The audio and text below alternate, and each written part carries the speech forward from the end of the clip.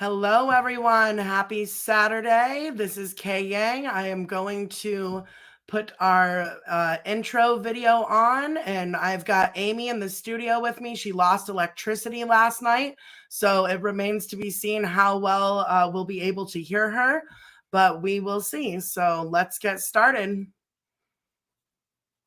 How well we'll be able to hear her, but we will see. So let's get started. Oh, shit, where is it? How well we'll be able to hear her.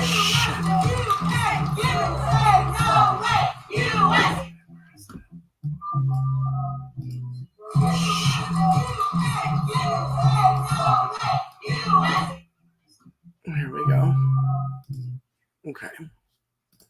Okay, technical difficulties. Of course, doing this with one person is completely different. I'll start over.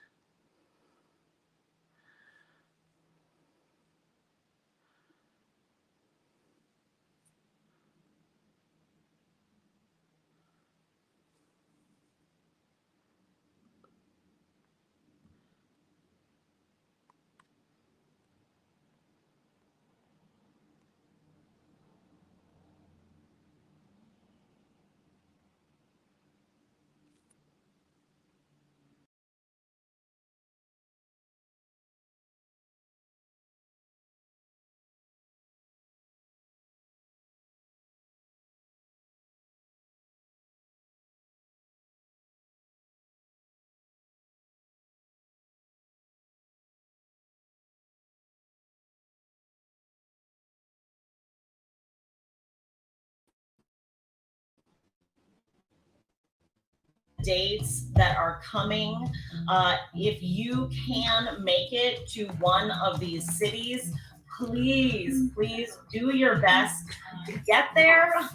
This is an opportunity for all U.S. women to share their voices. This is a chance for us to really revitalize and give a strong foundation to the activism that we have already been doing. If you're in the USA, it is really easy. What are you doing? This documentary to make your American women's voices heard, as well as those in the UK and Europe. Oh my God. This little bit of history and uprising belongs to the brave women and girls who are standing up against this absolute tyranny.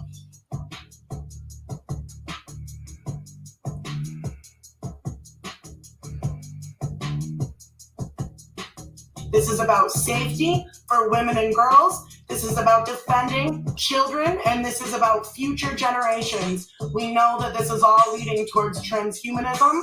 This is leading towards a world of tighter top-down control and control of women and our reproductive systems and our biology. And we will continue to speak out against it. We will continue to name these things, and we will continue organizing across all of our political differences for our goals. For more videos from me, subscribe to my channel, The Deprogrammer on YouTube, and subscribe here to the Known Heretic channel to join the watch party as we live stream every stop on Kelly J's tour. We'll be linking up with women on the ground in every city to bring you live interviews with your favorite fearless female warriors and highlight the voices of women across the country who are standing up against the destruction of female sex-based rights in the name of gender identity laws and ideology. Join the live chat and connect with other women. We'll take your calls and platform your voice live on the show. This is Speaker's Corner. This is a tradition in the UK. Unlike here, we don't have a right to free speech. And you're losing yours here in this country through hate speech laws which are coming. So what we've decided to do, because women face an existential crisis and the bodies of our children through the threat of transgender ideology, we thought we'd come to the very heart of where it's being sold to Americans. Through your schools, your children are being gaslit, coerced and manipulated. Through your doctors, through your very, very well-funded pharmaceutical industries.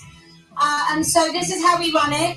You come and say what you want, because you're finding in your places of work, you can no longer say that you don't want men in your spaces. You have to pretend that women have penises. You have to pretend that it's brave and stunning for girls in this country, 8 to 12, to have double mastectomies. So, if you want to speak, you come and speak. Speak really nice and loudly into this microphone so everybody can hear you.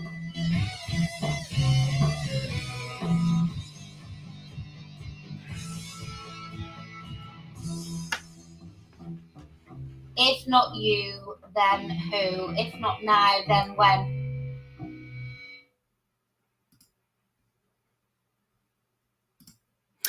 Okay, good morning. Welcome, everybody. It is Saturday, November 5th, and we are another day, another speaker's corner, another day, another city, another day, more women coming forward, finding their power and their courage, raising their voices, coming out, getting together in the street, joining Kelly J. Keane all the way here from the UK.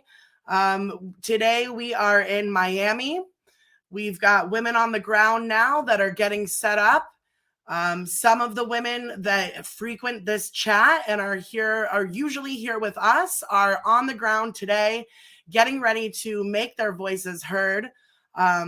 Pinwheel Art is one of them. She's always here in the chat, and she's down there today on the ground. We've got also VF555, Yvette. She's usually in our chat helping us out, and she's on the ground today. Joining her, I know we also have Christina Goki. If you're not subscribed to Christina's channel, go over and sub to her. Someone can drop it in the chat for me, please. And we've got also Shelby, Wash Your Own Brain. She's on the ground today. So it's going to be really exciting to see some of the women who we might only know from behind a screen or behind a screen name. We haven't actually seen them before. We might not have heard their voice before. Well, today we are going to see these women and we are going to hear from them. And I'm so glad that I've got Amy Sousa in the studio. Hi, Amy. We'll see how long it lasts. Can you hear me right now?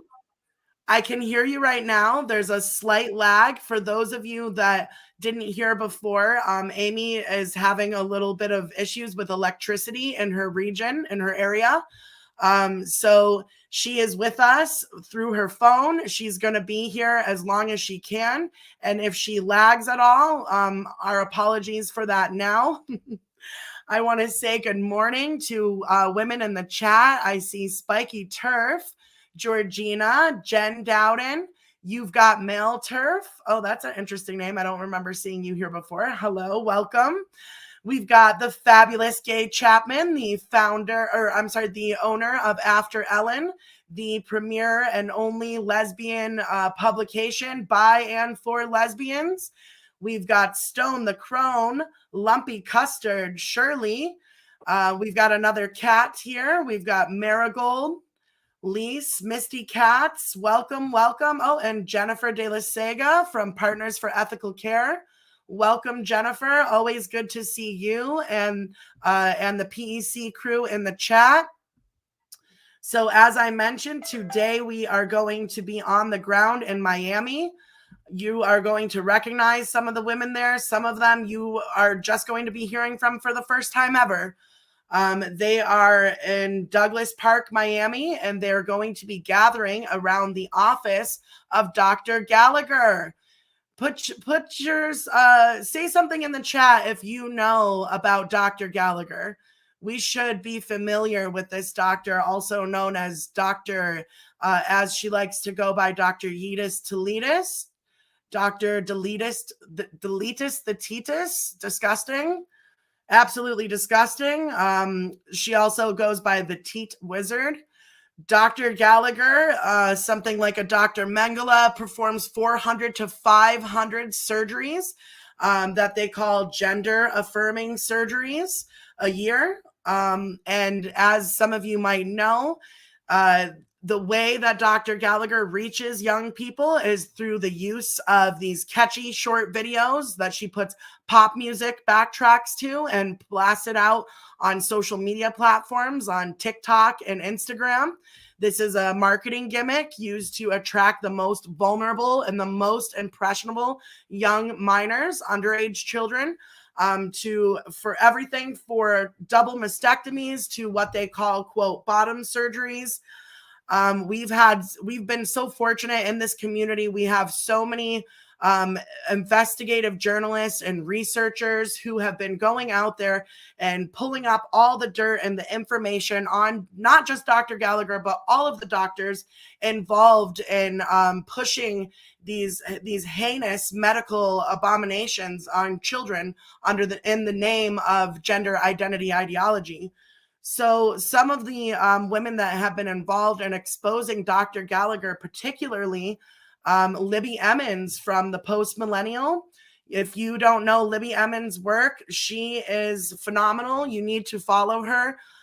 She's actually she's in New York like I am as well. She's in Brooklyn.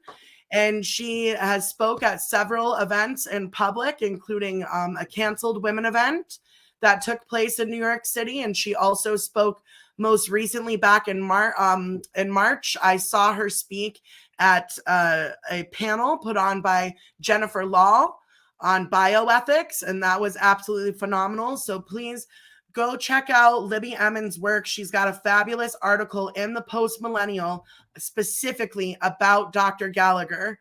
And in the article, Libby actually exposes how Dr. Gallagher performed a double mastectomy on a 13-year-old girl.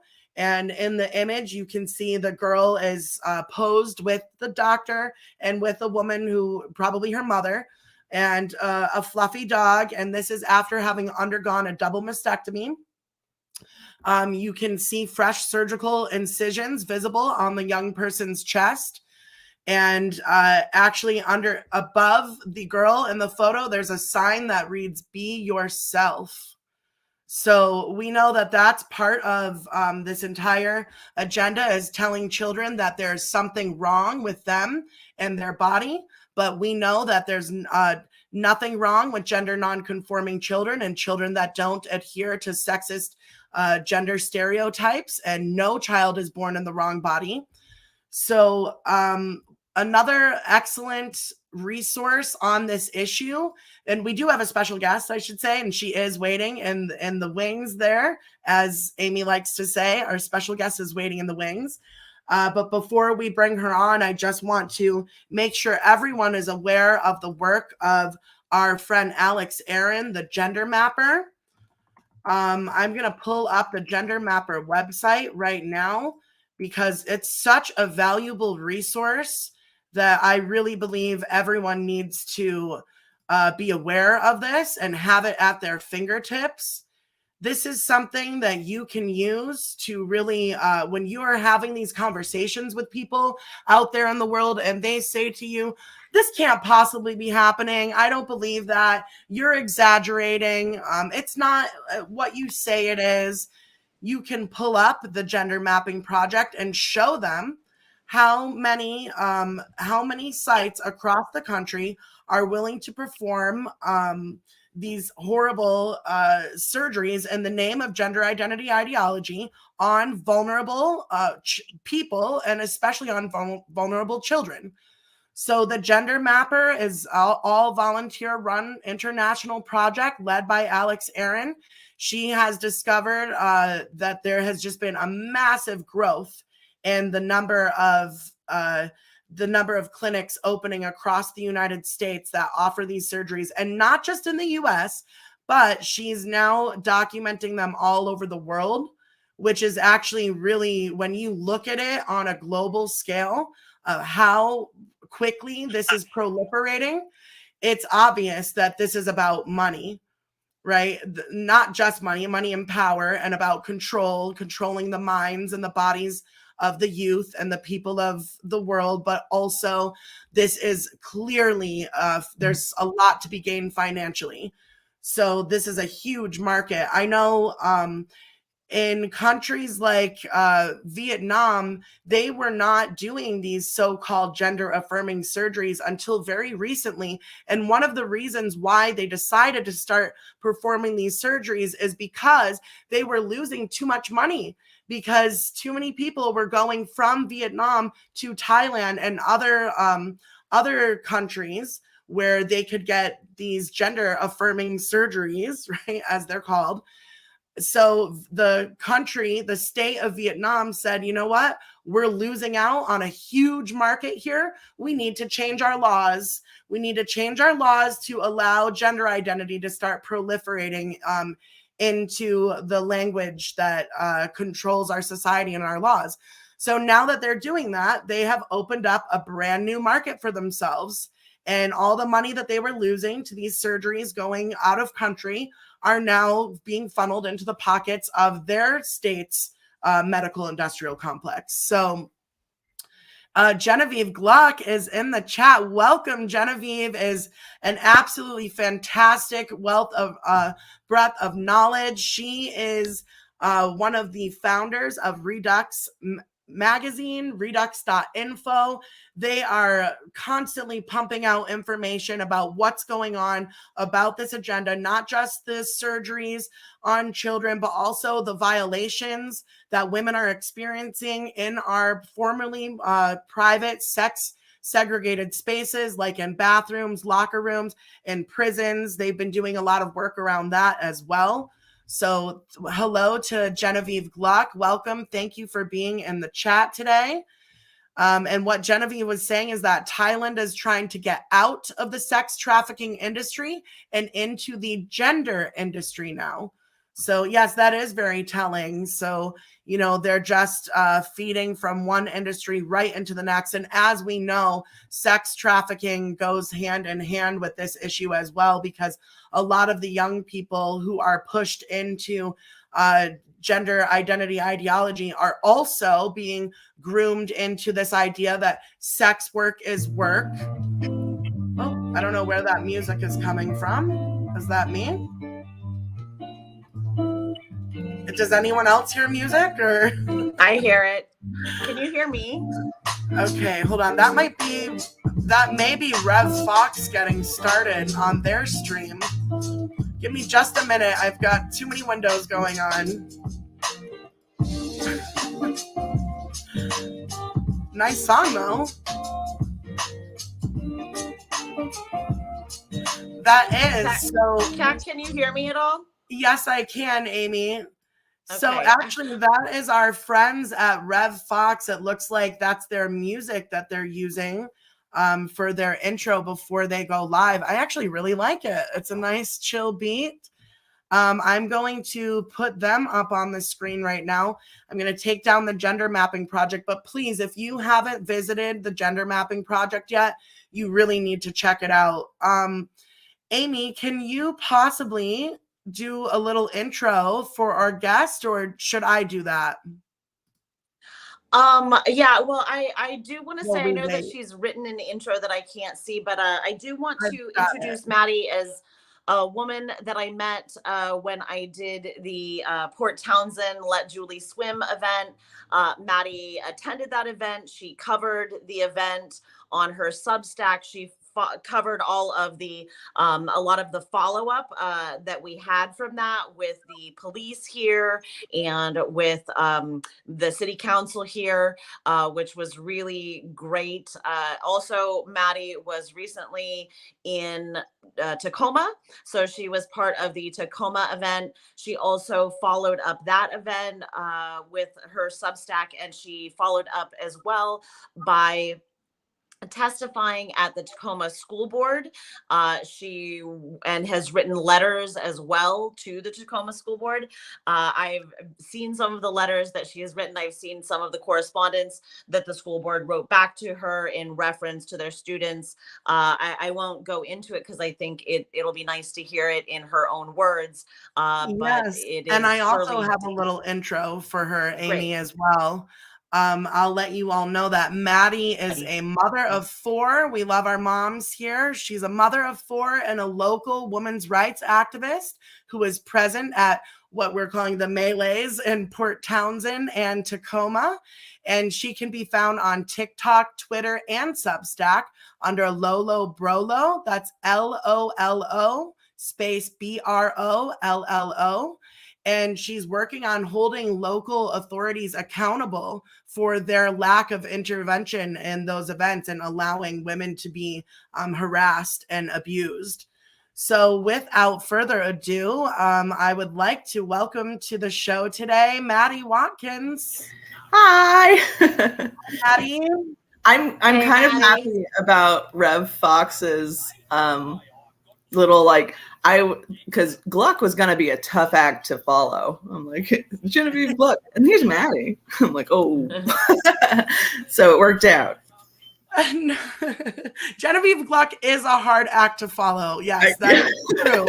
That is true. But you are an incredible women's rights activist as well. And we are so happy to have you here in the studio with us today. I know you were, like you said, at the recent events in Tacoma and Port Townsend. Do you can we walk backwards from now and talk about what happened most recently? Mm-hmm. Yeah. So I was in Tacoma or do you want Tacoma or the school board meeting? How recent is recent? Amy's giving a thumbs up. Not sure what that means, but Maddie, Say, why don't you go with? Because I know I'm cutting out for people, so I haven't been as straight today because I want the stream to be good. But I'd love to hear in your words, Maddie, just a bit of what you thought of Tacoma and then of course your experience at the school board. I really appreciate what you said at the school board, so I'd love to have you kind of speak to that a little bit. But give maybe your 2 minutes of what you thought of Tacoma, and then go into the school board meeting. Yeah. So Tacoma, we were a bit, it started out like it was going to be okay. They were pretty lazy, like the activists there. They're kind of just lazily droning, except for like kind of one person who was just a bit, apparently he was taking all the energy of everybody else around so he could charge at Lier. But once the students showed up, the energy completely shifted. Mm-hmm. And we were a bit blindsided by that. Mm-hmm. Maddie, just so everyone knows, what Maddie is describing right now is the other day in Tacoma, Washington. I believe the date was, let's see, when were they in Washington? On the 26th? Yeah. Is that correct? 10/26. And some of you were here watching live on the stream. So Maddie was there on the ground. Maddie, can you describe the scene and what you saw before the students arrived? What was it like when you were first getting set up? Yeah, like it wasn't too bad at the start. Like they were doing their slow close in, but they were pretty, because that is a pretty common tactic of trying to kettle everybody. Mm-hmm. But they were just kind of low energy. They weren't. There was, I think excuse me, somebody was about to spit on Jeannie. I think that was before the students or just as the students arrived. Mm-hmm. That was probably the most drama. And then that one guy, but it didn't seem too out of control. It was seeming in control. And the students that you're talking about, these were high school students? Yeah. And where were they coming from? They were from the local Tacoma School of the Arts. And the local organizers had held an event there before and had no problems. So they weren't, sorry about my, they weren't aware of the school. They didn't know it was there. They didn't have, the last time they held an event there was June 8th. So it was not school year. So it was a pretty rude way to learn that there was a high school nearby. But yeah, so that's pretty much it. That before the high schoolers arrived, it was seeming manageable. It seemed like there was like security people around, but then they kind of disappeared. Once the high schoolers showed up, they kind of wandered off. Yeah, something that I noticed that was really disturbing actually watching the footage is that it appeared that, and actually it's not that it appeared, it's verified that there were teachers standing around encouraging the students to participate in the harassment and heckling of the women, and that the principal of the school was standing there observing the entire scene, allowing it to unfold, perhaps even encouraging since he's not doing anything. What were your thoughts on that? Did you witness that? What was the interactions like between the school staff and the students that were there? You know, I was kind of focused on, once the students got there, it got so overwhelming, and I was just watching for any sort of things to kind of pop off, any sort of kind of like, I know there was like water bottles being thrown, and just trying to keep an eye out for anything to start kind of falling apart. So I didn't notice the students, and I saw the principal footage after where Kelly J was talking to him, and he's like, if y'all could be out of here by 1 so that I could get these kids back in, that'll be great. It's just,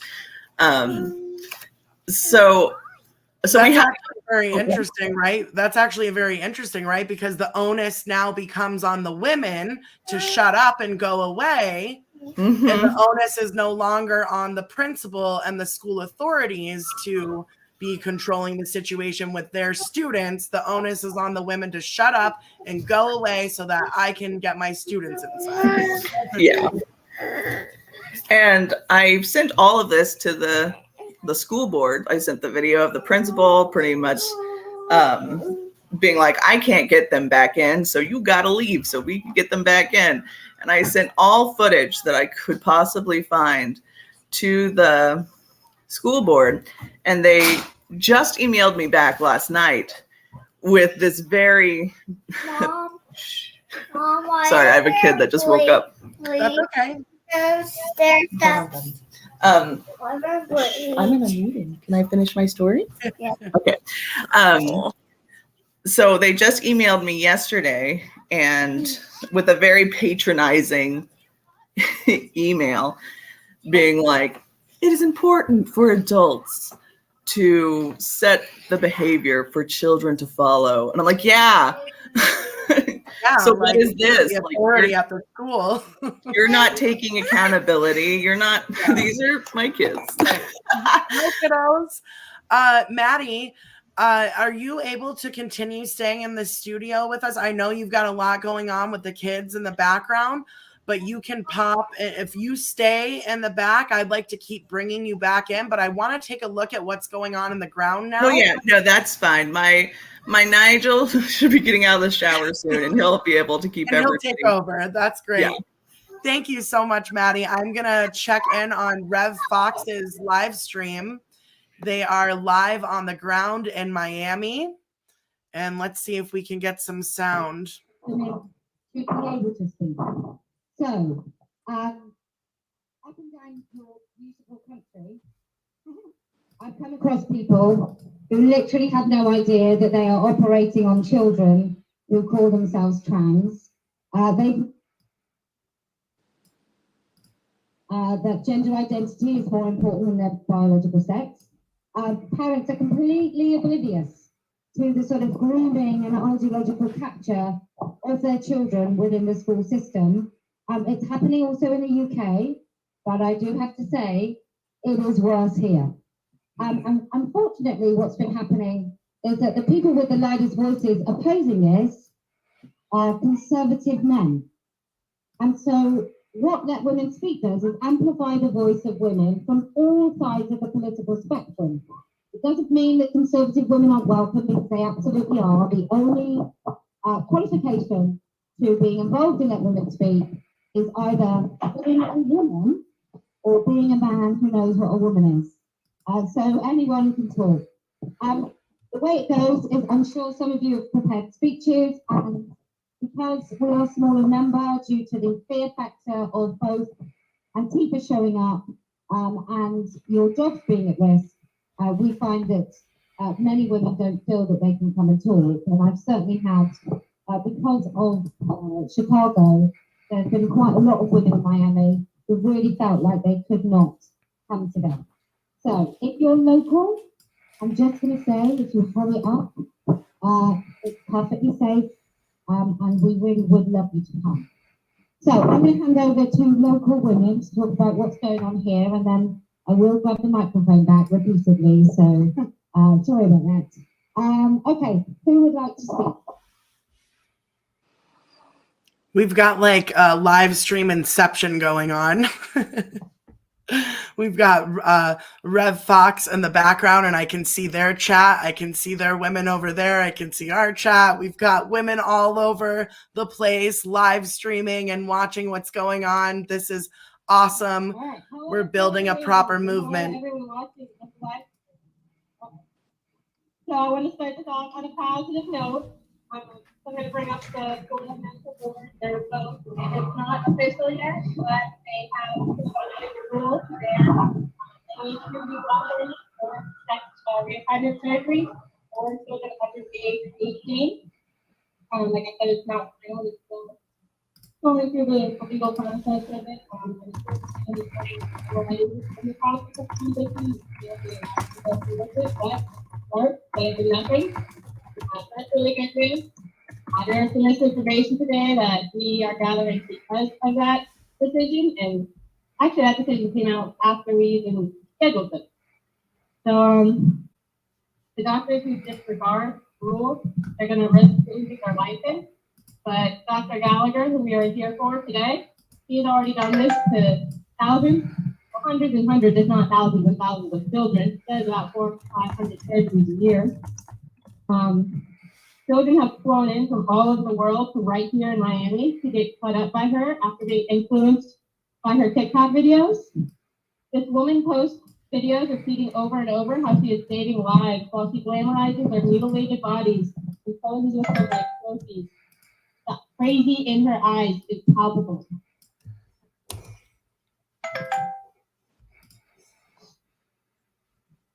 All right, yeah, the crazy in her eyes is palpable. You go look at any of her videos, any of her photos, you can see that this woman is crazy. She even has the audacity to make pouty videos where she doesn't have enough breasts that she gets to cut off that week. You know who else likes to prop up young adults? Albert Fish, Ed Gein, serial killers and cannibals. Normal people do not do these things, and this is happening just 5 minutes from where we stand. It is absolutely horrific. The people of Miami and the people of Florida need to let Gallagher know that she is not welcome here. Dr. Gallagher has proudly and emphatically stated that she follows the WPATH standards of care. WPATH is the World Professional Association of Transgender Healthcare. This organization has an extremely checkered past, with many of its leaders being exposed as freaks, weirdos, liars, and fetishists. For example, Eli Coleman, he used to work in the prison system, and he created the standard of care for pedophiles. He is the one who recommended the use of Lupron for chemical castration of pedophiles that are particularly dangerous. Later in life, Eli became the president of WPATH. He created the standard of care for transgender individuals. For children, as a puberty blocker, he recommended Lupron. This is no coincidence. People like Eli Coleman are castration fetishists, and I suspect many like Dr. Gallagher are as well. In fact, the WPATH website actually links directly to written smut stories centered around castration fetishes. WPATH considers a unit a gender identity. As a resource for eunuchs, WPATH links to the eunuch archives, which is where you can find thousands of stories that are centered around a castration fetish, and almost half of these stories are about children. And it's covered under free speech, so that's why these stories are allowed to be on the internet. And this same organization will lead you there. The same organization that Dr. Gallagher proudly follows their guidelines. This website will tell you, lead you directly to these castration stories. It's literally sociopath leading psychopath. It makes you wonder, where are these children's parents? How is Dr. Gallagher able to get her hands on them? Isn't our deepest intrinsic instinct as parents to protect our kids from people like her? Well, the parents are mentally ill themselves. One study has shown that mothers of gender dysphoric little boys are 9 times more likely to be mentally ill, specifically with borderline personality disorder or clinical depression. I think research needs to be put into the link between these parents and Munchausen by proxy as well. How do we know these parents, specifically the mothers, are mentally ill? Well, let's look at biology. We know many of these children that are being sterilized are autistic. But what most people don't realize about autism is that it is heavily linked with having a poor gut microbiome. Your gut microbiome determines essentially the health of your entire body, especially your brain. The gut is often referred to as the second brain. If that gut microbiome is damaged, then your brain will be damaged. The damage will be reflected there. The bad gut bacteria, in addition to genetic predisposition and gene expression, trauma, and environmental toxin exposure all come together to essentially create a perfect storm, creating an autistic brain. So where does this bad gut bacteria come from? 2 answers. The mother and the hospital they are born at. A baby that is born vaginally will have a gut microbiome that perfectly matches their mother's. So if hers is bad, baby's is bad, and the stage has been set for mental illness straight from the start. This is why studies show that mothers with ADHD are far more likely to have autistic children. ADHD and autism are the same gut issues. Autism is just more severe and complex brain damage. In fact, all mental illness is associated with a mixture of poor gut bacteria, gene expression, and trauma. And then babies born by C-section, which almost 1/3 of babies today are, they don't have their gut colonized at all. So their gut microbiome is just a mess from the start. But anyway, my point is that this is truly a multi-generational mental health and physical health crisis. There are physical aspects that are going into this. It's getting worse with every generation. Every time a baby is born to a mother with an unhealthy gut, that gut bacteria gets worse. The mental health issues get worse. As we continue to eat poisonous food, it gets worse. And we can't trust doctors anymore to help us with this. We haven't been able to for a long time, but at this point, all doctors will do is affirm, affirm, affirm. We cannot affirm mental illness. We cannot let those who would have resided in asylums 60 years ago tell us how to run society. We have to put our feet down. These doctors won't profit off our children any longer. Minors cannot consent. Even at 18, brains are not even fully developed, not until 25. So why are we allowing these kids, and yes, 18-year-olds are still kids, we all really know this, to make these decisions to permanently damage themselves? An 18-year-old woman cannot even choose to get her tubes tied if she wants, unless she already has many children. Even at 22, 23, 24 years old, women struggle to find a doctor to agree to do so, unless she has several children already or her husband says it's okay. Why are we letting children make decisions that grown women are not even allowed to make? Dr. Gallagher, if you ever hear this, know that we are coming for you. We are coming for your license.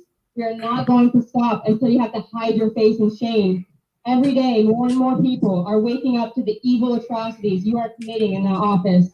And we will win because we are women, we are mothers, and we are on the right side of history.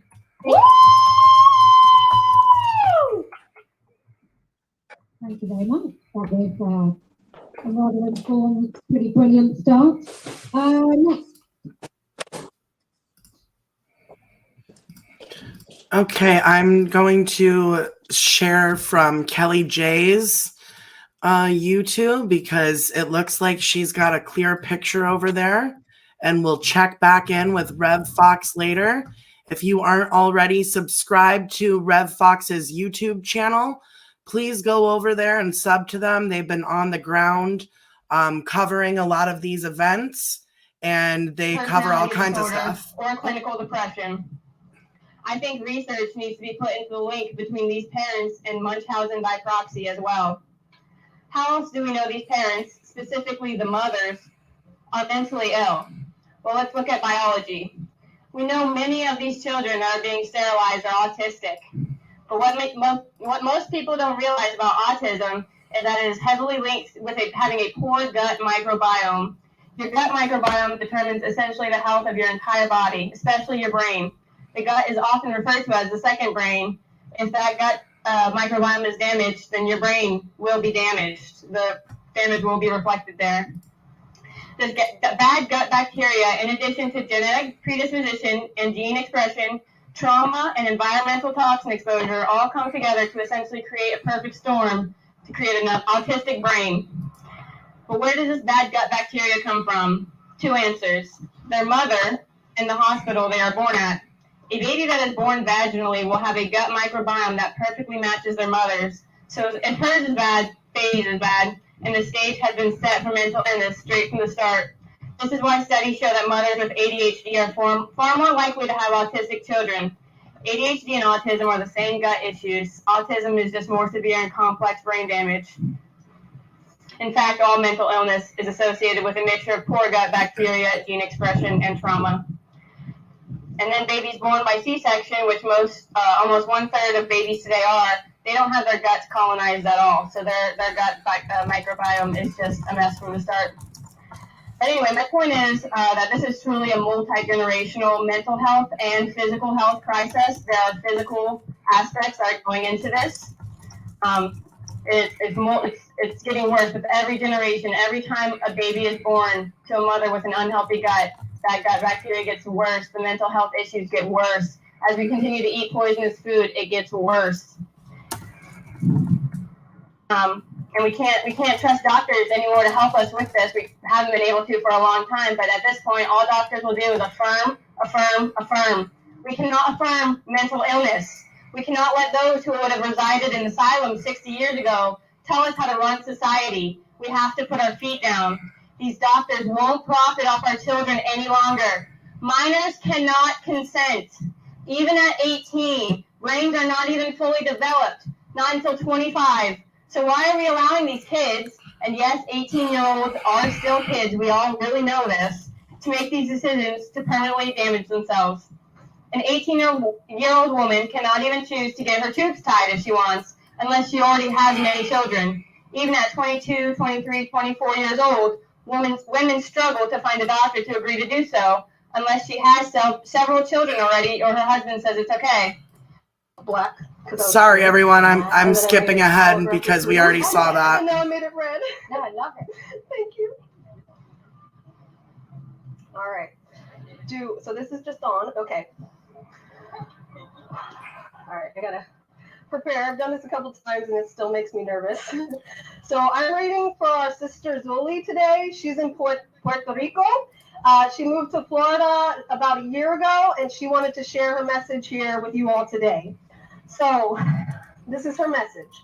This message is for the Puerto Rican people on the island from a Puerto Rican in Florida. For years, the religious and conservative sector have been exposing the truth about gender ideology in Puerto Rico. It is the only reason why it has not been incorporated into public school curriculum. Since they are the only group speaking up about this, gender ideology has leaked into academia, legislation, and more. I was educated on the island to become a sexual educator of gender ideology, which we call on the island perspectiva de género. I remember using the gingerbread person to explain gender to my colleagues. Yes, our professionals that went on to educate. The way I peaked and ended up severing ties with my colleagues was being exposed to North American culture and understanding how this information was being used. I outlined some of the things I want to clarify to my Puerto Rican feminists that are on board with the gender ideology and don't understand how we are being harmed.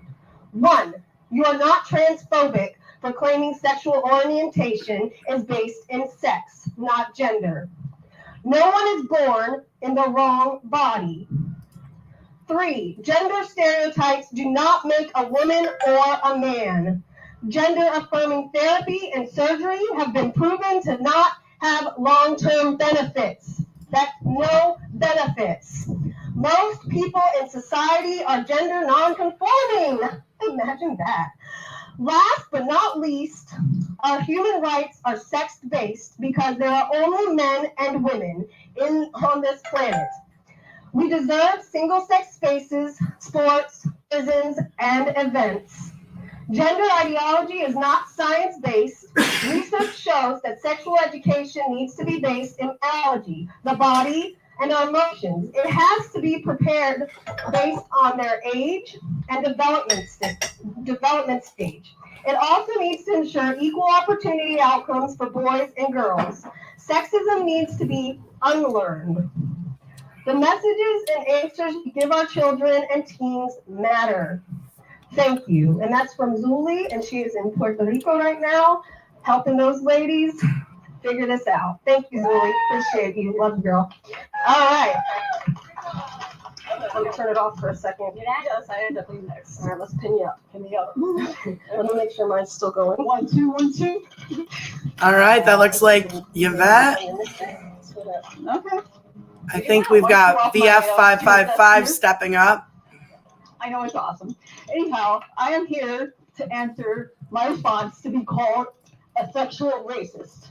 Well, we go speaking of all this mujeres.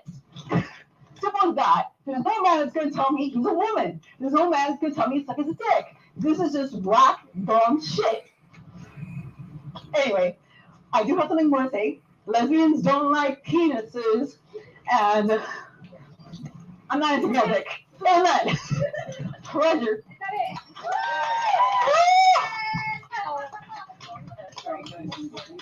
Alright, thank God for the song, dude. Who's next? Okay, who's next? I think so. Yeah, we're going to go with that. Okay. Oh, I love your pen. Oh, that's so cute. Yeah. Oh, I like seeing it in person. Now I might have to get one. They're so cute. Thank you. You're very welcome. Hi guys, everybody. My name is Christina Goki. I'm here from Colorado Springs. I have a YouTube channel called Surfing It Up with Christina Goki Lifts. I am a novice powerlifter, a jiu-jitsu enthusiast. I'm pretty much a tomboy. I learned about this issue with men and women's prisons, and that's what really set me off, because how are we allowing rapists to enter a cage with a woman? We all damn well know what's going to happen. So that was the thing that really set me off and got me fired up to join this fight. Recently, girls in Vermont are being punished for refusing to undress in front of a boy. They are being denied access to their locker room because they don't want to undress in front of a boy. What is wrong with our society that we are forcing girls to undress in front of boys? Something has gone extremely awry. All right, today I'm going to read a poem. I did not write this poem. The woman who wrote it was brilliant. It's basically addressed to what we call handmaidens. Handmaidens are the women who say, be kind. I don't mind if they come into our spaces. They're the ones who are getting us in the situation. To the woman who shrieked at me that I am a bigot and a turf and a hateful transphobe for defending women's rights.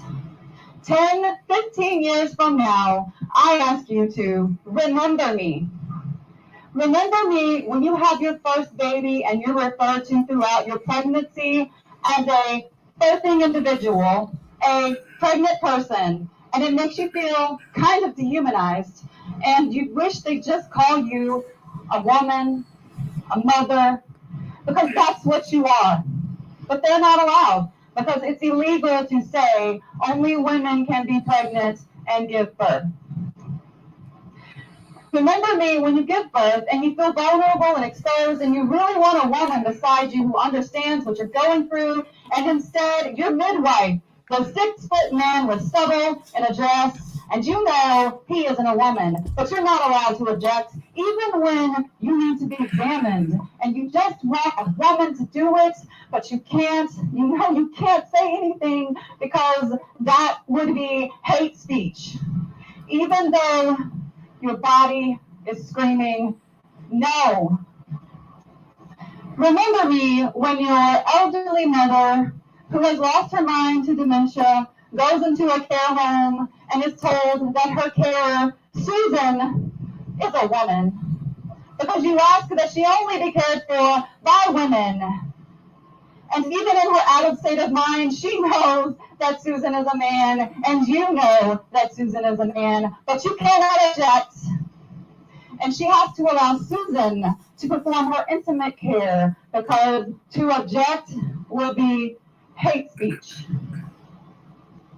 Remember me when your daughter comes home from school crying, the daughter who has spent the last 5 years training to be the best athlete in her class, her school, her district. She's crying because Lucas in her class, one of the fastest boys, has decided he identifies as female for now, and so is allowed to run in her race. And she knows it doesn't matter how hard she trains, he will always beat her. And she can only ever hope for a silver medal now, or bronze, if there is another Lucas. Remember me when you go into a toilet late at night, perhaps in a bar, and there's no one else around, and a guy walks in. He has a beard, and he's wearing jeans and a t-shirt, and the way he looks at you seems off, and you feel afraid and unsettled and worried he might hurt you, but you can't challenge him, because if you do, he'll say he's a woman and has as much right as you to be in this toilet, a place where many years ago you might have come to feel safe. Remember me when you go for a promotion for a board position at work that's designated for a woman. You've put in the hours, you've worked so hard, you know you deserve it. And the position goes to Lola, who until last year was a 50-year-old man. Lola will never do anything inconvenient like needing time off to have babies or to deal with health issues that you, a woman, might face, like endometriosis, breast cancer, PMD. Lola is a woman just like you. And your company are happy that they have fulfilled their quota of women members on the board. Remember me on the news. Remember me when you read the news that crime statistics for women committing rape and murder are on the increase. And now women carry out a much higher number of rapes and murders than they did when you were a teenager or a young woman. And you know that these women are men and that the statistics are wrong. But to challenge this would be hate speech. Remember me too when these rapists are locked up with vulnerable women in female prisons and cannot escape, because to challenge the presence of the woman rapist with penises in prison would then be hate speech. Remember me when your son comes home from school and says he's learned at school that you can change sex, and that some girls have penises and some boys have vaginas, and that his teacher said that because he likes playing with girls and dolls, that maybe he is really a girl in the wrong body. And you think, no, you are just my wonderful, unique son, and you were born in your own body. Remember me when a few months down the line, a teacher calls you in and she says she's concerned that you are not validating your son's identity, that she's noticed you are still referring to him by the name you so carefully chose for him when he was born, and calling him a boy when he is actually a girl, and that she doesn't want to have to involve with social services, but she's worried she might have to if you continue to misgender your son and deny his real identity. And you know that she will, because it's happened before in a school near you, and you are afraid. In this brave new world that you helped to create, look around for your trans activist friends, your lefty male allies, the ones you stood beside and yelled, TERF, transphobe, bigot, with you shouting the loudest, because you wanted to show what a good ally you were, how inclusive, how progressive. Where are they now? why they are where they always have been, benefiting from the patriarchy, enjoying the new, improved version of it that you helped them to build by crushing the resistance from the women who spoke up for their rights. This all has cost them nothing. It has made the world a better place for men. It has cost you and your sisters everything.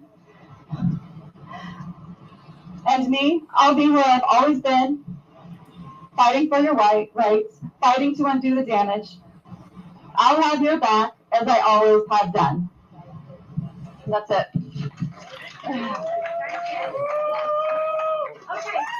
Christina Goki, everyone. Just because we don't have a comment, so not there, but over there. That was great.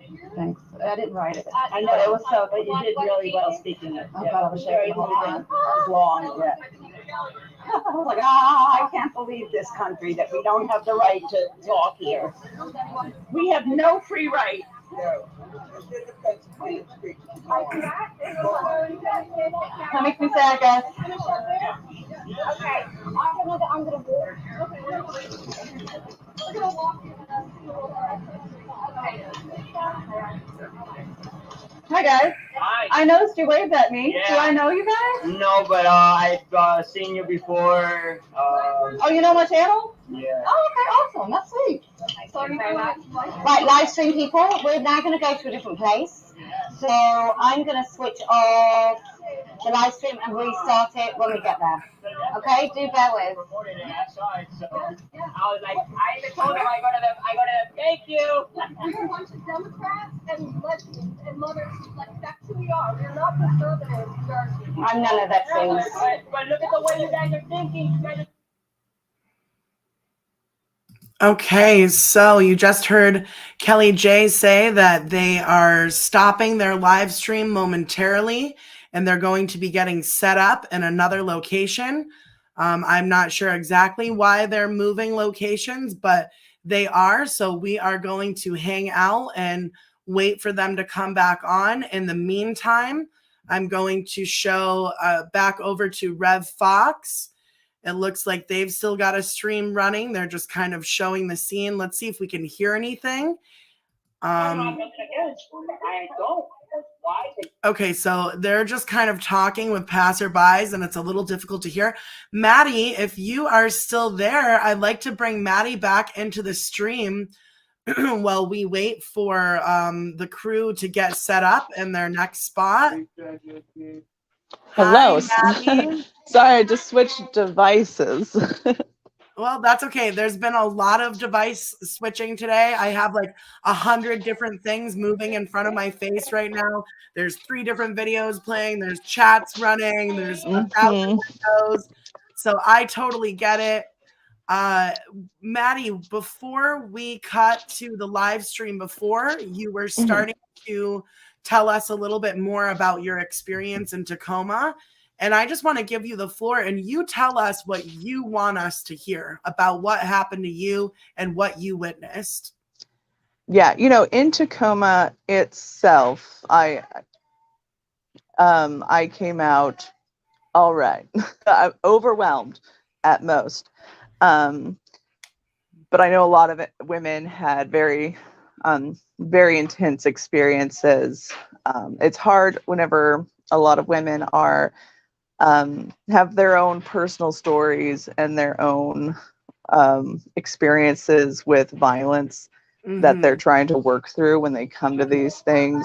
And so it could be really difficult for women with those kind of histories. Absolutely. It's a good so point. we did kind of gather afterwards and kind of decompress. And by decompress, I did a lot of like standing and staring off. As it took like days to process, to really like, and going through the footage and kind of like having those memories come back and be like, right, okay, that's what happened. And just compiling everything to send to the school board. But yeah, the school board meeting, we went, it was myself and I think 4 other women, including April, who was the woman whose fingers got broken. Yeah, April Morrow, the founder of Sovereign Women Speak, she had 2 fingers crushed by a TRA in Tacoma. Yeah, she was there, and we all spoke to the board, and it was a bit emotional because there were 2 trans TRA activists behind us. And whenever they were talking about April's fingers being broken, they were like, good. Do it again. They were like saying just terrible things right behind her. And she's in a very difficult place. And so there's a little bit of a problem with kind of outburst That's from both distressing. sides. It was very distressing. And when I spoke to the council, I pretty much asked for accountability. I wasn't going to stand there. They know we're just women speaking on women's sex-based rights. They know why we were there. They know we're not dangerous. So when I spoke to them, I was like, we're just looking for accountability and looking to, I'm sending y'all files of footage and students who've posted on social media that were not behaving in to code of conduct standards. And so we'd like to see accountability with them and with the principal. And when we left, we got followed out by the TRAs, and they chased us down and videotaped our vehicles as they left. And then I didn't see anybody else's information post online. I think it's because I said I had footage and I had proof of misconduct that I got targeted. Of course, because they can't let any proof or truth get out. And following you to your car and filming your license plate and the make and model of your car is an act of intimidation meant to make you believe that you are in danger and that they are going to find out where you live potentially and hunt you down. Yeah, which the most they can get that they were trying to send to you. Oh yeah, and like the most they can get, unless they like know a cop, even then that's not that'd be illegal. Is like my accident history. Like they're not gonna find personal information. Like the most is also if they can look out for that vehicle at events. So I have another vehicle, so you're smart. They can suck it. But so yeah, and I told the school board that we were followed out and that I was posted online. And when they wrote back, they didn't address that at all. They were just like, we understand that this was distressing for community members, staff, and students. Like, so like it was, we're the victims here. Darvo, once again. Yeah. Once again, we have Darvo, the reversal of the victim and the offender. Yeah, and so I'm working on a rather spicy reply. I wrote it yesterday, and I was like pissed. And so I was like, oh, because she was like, it's disingenuous to claim that students outnumbered protesters, which I don't think I did. And I was like, oh, you want to talk about being disingenuous? Right. Let's this is go. From the people who try to tell us that men can be women and that children should have their healthy bodies medicalized. And I'm also like saying, like, you are condoning their behavior and you are condoning the silence on us finding accountability and justice for April. That's right. And remember, being silent is to be complicit. Yes. Like, I know your freaking games, your ideological mantras, because I have identified, I related to progressives my entire political life. So I am you. Right. So this isn't gonna fly. No. So yeah, Maddie, we're getting a comment from Wayward Sestra. I put up on the screen. She says, Maddie, you were one of the first women I found and spoke to regarding all this gender ideology on TikTok. I'm in Turf Island, the UK, and love how this has brought women together everywhere. Hearts. Oh, Wayward Sestra, that's awesome. Thank you. And yeah, I love it when people are like, I talked to you on TikTok. I'm like, yay! But then part of me also doesn't like to be acknowledged that I have been perceived. So I'm like, don't perceive me, but thank you. But yes, thank you. I love it when people reach out, and I love I feel like we've lost. It's important that you're perceived, right? Because Wayward Sestra perceived you, and it helped to inspire her. So, it's important that we're seeing and recognizing one another. Yeah, like, there was something Kelly J said that I relate to really strongly, that it's like, I have the time to do this. Like, I'm a stay-at-home mom. I'm hard to cancel in that way because they're not going to get me fired.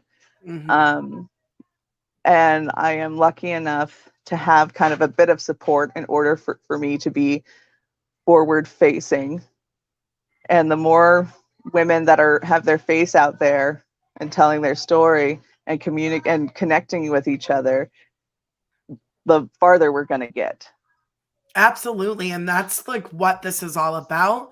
That's what Kelly J has said this tour is all about. It's about all of us making connections. It's about her being so generous to use the visibility that she's gained speaking on this issue to raise up all of our voices, to shed some light in every corner of the US where women have been speaking up and we've been getting ignored and silenced and targeted and harassed. So this is a moment of solidarity, of, Kelly J, a woman who has built such a big platform and worked so hard for herself, saying, I want to share this with you all. I want to use what I've achieved to help all of you to get your voices heard. And it's really beautiful. It is. And she's getting a lot of criticism from kind of the more elevated feminists over in the UK. And if anything, that's just kind of has the boots on the ground, even forming tighter bonds of being, I'd be like, no. Yes, that's right, because there are women who are working incredibly hard organizing in each one of these cities that, Kelly J said, hey, these are the cities that I'm coming to. And women in each city just started putting boots to the ground, putting their minds together, digging into their pockets, taking any spare time and energy that they have, and collaborating and working to make a successful event in each city. So this is really collaborative. This is all of us coming together and being more than the sum of our parts, right? This is if just I was trying to do something, if just Amy was trying to do something, if it was just you, Maddie, if it was just WLRN or just Rev Fox or just Kelly J, we're not going to reach the same amount of people that we can when we're all working together. And that doesn't mean we all need to be exactly the same and move in lockstep. No, because we recognize our true diversity in this movement, and everybody's voice and everyone's skills are different and important and bring something unique to the table that we need. So, collaborating doesn't mean we all fall in line and say the same words and march the same way. It just means that we find ways to work together and highlight one another where we can. And, I think it's a beautiful thing. What do you think about all of this? I agree. Like, I did a video a little bit ago or a couple days ago that on Twitter got well received, where I was talking about how whatever a woman has to bring is valuable. And it doesn't matter their class, doesn't matter. Like, we need it in every way there is to be a woman. We need a woman talking about this to the people around her. And because it's going to be different. Well, because we can't say that a woman is an adult human female that isn't defined by any personality feature or belief, and then treat women like a monolith. Exactly, because women are not a monolith. No, and yeah, so what it's going to be really difficult, because I've been looking at a lot of throughout the feminist movement, during suffrage, there was post-Reconstruction. That was really difficult on the suffrage movement because it was women of completely different values trying to work together. And then during the second wave, it was Stop the ERA. And the second wave, you had women leading it, that though they felt they were working for all women, though like homemakers and traditional women didn't feel like they were included, and that was manipulated to stop the ERA.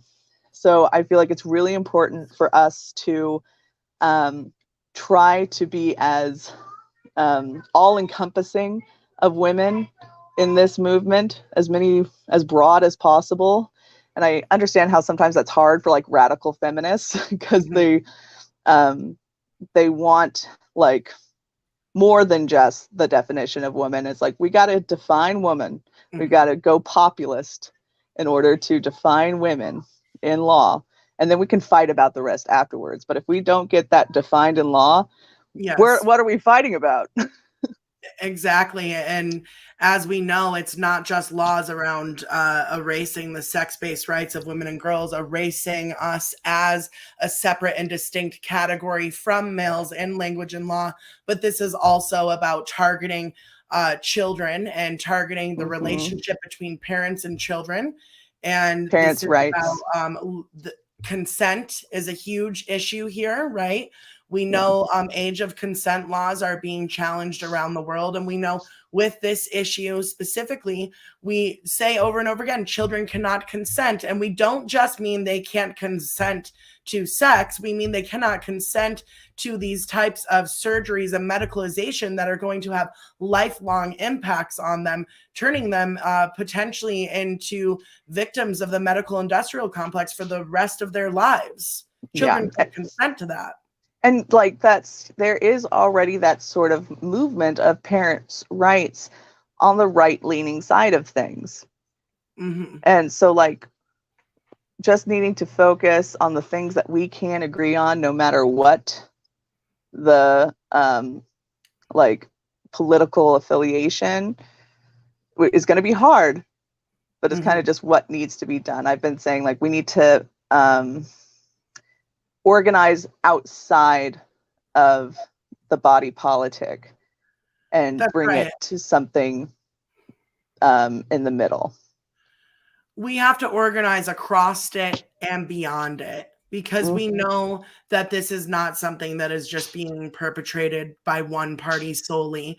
We know that this is a broader issue, and that this issue around gender identity is not this is actually an issue about the colonization of the female body and the female reproductive capacity. So we know that this is tied into so much more. It's like a line of dominoes, right? It's like this one gender identity piece, but what's everything behind it? That's all set in line to, there's like an agenda that's clearly unfolding here.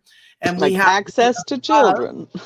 We have to be above the political partisan stuff, because this the people who are pushing this are above it, right? The corporations are above it.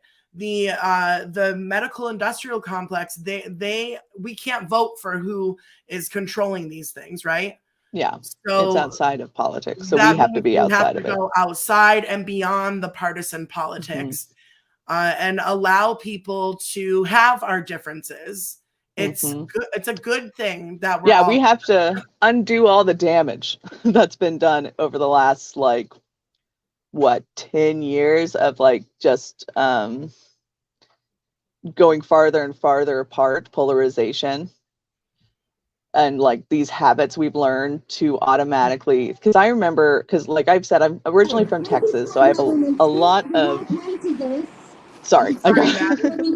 No, let's continue this in just a second. Let's see what's going on over here. No worries.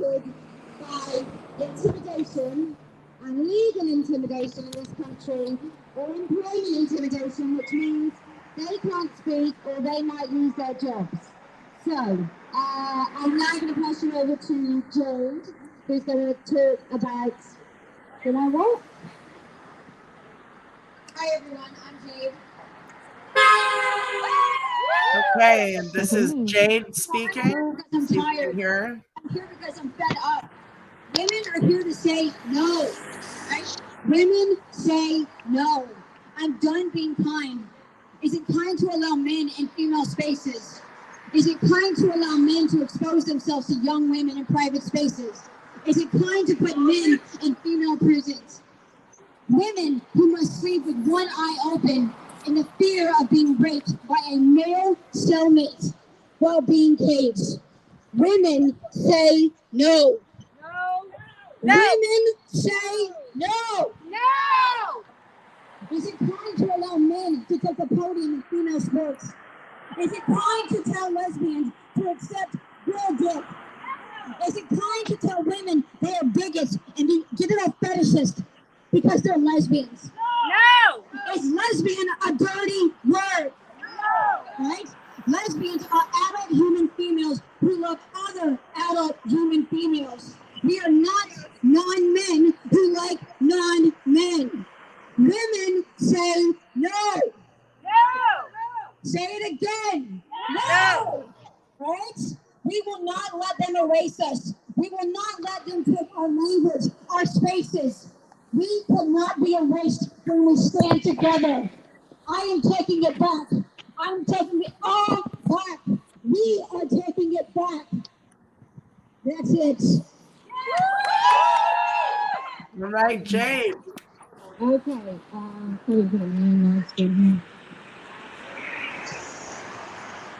All right, that was Jade, aka the deaf bartender of Tampa. Okay. You're not. Okay, sorry. Okay, who's in order? Let's check Kelly K's view over here. We've got Kelly K from Rad Femmes United on the, she's live streaming, showing us some of the signs that women have created. Some beautiful signs out there today. Biology is not bigotry. But I do have a voice, and I think we all Back to the speaker. being bad at speaking and really getting good at sharing what we know is right. So who I am, I'm a lesbian feminist. I was a lifelong Democrat, but I am politically homeless now. See if there's a lag on that one. For institutionalizing these crimes. I fought for women's rights in the 1970s, and I never would have dreamed of this criminal nightmare. There are 5 themes I'd like to address. Basic concepts, what is at issue here, what is the underlying why, how the billionaires fragment us, and what you can do. Basic concepts. Biology, sex is binary, and gender is made up and has no legal meaning. No one is born in their own body. Women do not have penises. Men cannot become women. And they only pretend that they are women. They can pretend if they want. What is at issue here? This is not about trans rights. This is about women and children being dominated by men in the pretense of trans rights. This is about erasing the word women at phenomenal speed. Laws and institutional language is changing globally, over 90 countries. Erasing the word women, erasing sex-based rights for women, erasing women's protection under law. Men dominating women's sports, girls' locker rooms, women in prisons, and lost awards. 2, castration of children. Men medically castrating and removing healthy breasts from would-be lesbians, changing children into lifelong medical patients of the pharmaceutical industry and a life of illness and suffering. Castration, mutilation, experimental drugs to appear straight. 2 generations of children, surgery of healthy body parts, and promotion of this in public schools, in their syllabus of public schools nationally, advertising on social media. And 3, the censoring of free speech with risk of career loss or being arrested. the underlying why of this. People say that this is a crazy thing, that people are being stupid, that lawmakers don't know what they're doing. But the billionaires, through both the Republicans and the Democrats, want to, one, break down the family, two, confuse our reality, three, weaken our analytical skills and our ability to think for ourselves, four, make us not trust our own minds. Why do they want to do this? To control us, to make us obey and fear, and to fight one another, and for us to fight one another instead of fighting them. This is not a gay rights movement. This is anti-gay. Any child tending towards gay is speedily given puberty blockers and hormones and surgery. The LGB, lesbian, bi, and gay have nothing to do with the T. Gender identity is not a crazy mistake created by stupid people. It is not by accident. It was well planned and funded. How the billionaires fragment us. The inability to build a powerful opposition. This is not a one-party issue, though gender identity appears to be driven by the Democratic Party. Both parties play off one another with us citizens as victims, so it is important to study this deeply enough, to know that we are being played by the DNC and the GOP. They do not care about us. And in fact, each party has its own style of controlling and poisoning its citizens. One, the right blames the left or the Democrats.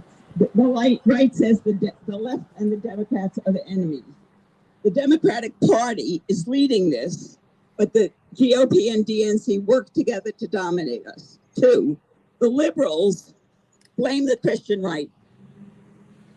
The progressives are not being, they are not being led, the progressives are being led by the mainstream media and not thinking for themselves. They are staying very superficial on this topic. Dominated by men and the Democratic Party and the media, they are uninterested and asleep until their child falls victim. Three, the gender critical left criticizing censor the new leaders and organizations such as Parental, Amy Sousa, Wolf, WBI, actively censoring free speech for only those people that they agree with in the name of purity. They censor free speech. This is the left censors free speech. And they defeat building a strong opposition and ultimately act in a fascist authoritarian manner. I have to stop here and mention how dejected I feel about the left abandoning women's rights and children's safety as a leftist, because we have always been for the rights of people.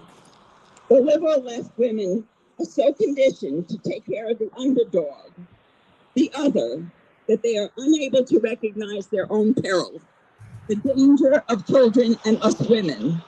While the Republicans have been taught all their lives to think only of themselves.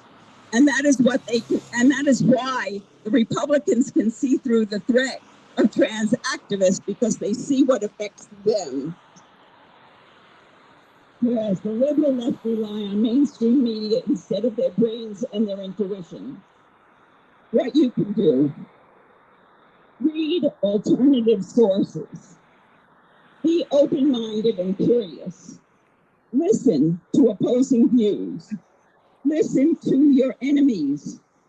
Talk about what you believe bravely. And I'd like to end by saying what I love and admire about Kelly J. Keene. She speaks common language of real people. She names the two issues of women's rights and child safety in the gender identity tragedy. She enables us to find the commonality in women across all different groups. She therefore has the ability to unite us. We must focus on the issues. We need to unite for the children, for the lesbians and gays, for the women. Thank you so very much.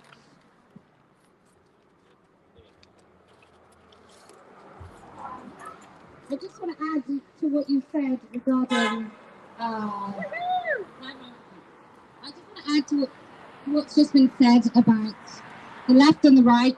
So on my travels, the women most active in their school boards are conservative women. Now, I think the reason they're more active in their school boards is because conservative men are not going to condemn conservative women for speaking up. And they just seem to be a little bit more safe in their communities. So women on the left, I'm telling you now, if you don't want this stolen from you, if you don't want the narrative to be told from a Christian point of view, you have to be the women to start speaking up. Because it kind of feels like conservative men are going to run away with this. Conservative women are literally flipping school boards. They are making our school boards conservative. Now, I'm happy about that because whatever wins a win. If we can stop the mutilation of children and the confusion and the cognitive dissonance of children and the gaslighting, then I don't care who does it and who says it. But if you're going to moan from the sidelines that this is being taken over by right wing, then left, you have to stand up and you have to be heard and you have to be unafraid. It's as simple as that. Either put up or shut up.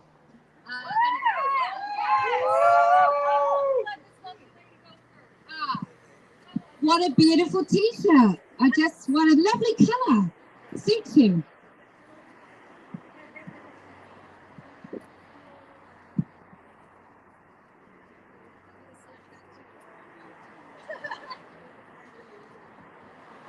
Hi, I'm Carol. I can't believe I have to do this. I'm a 73-year-old lesbian. And you told me 50 years ago that I was going to have to wear a shirt saying I was a woman. Well, I still get certain, so it doesn't even matter. But the thing that I wanted to say was the thing that I find kind of heartbreaking is all of the women, many of them boomer contemporaries, some of them lesbians, who are supporting men being in women's spaces, and they think they're being inclusive. I know lesbians who are mothers and grandmothers and are on the side of this obscenity. There are many women who just, I think there's a variety of reasons. They want to feel like they're part of the trend, they're doing the right thing, I'm doing what my friends and family think is right because I don't want to be called a transphobe, and they're not doing their own independent research, which is absolutely stuns me. These are some of the same women that we marched against Vietnam with 50 years ago and more. And suddenly they think that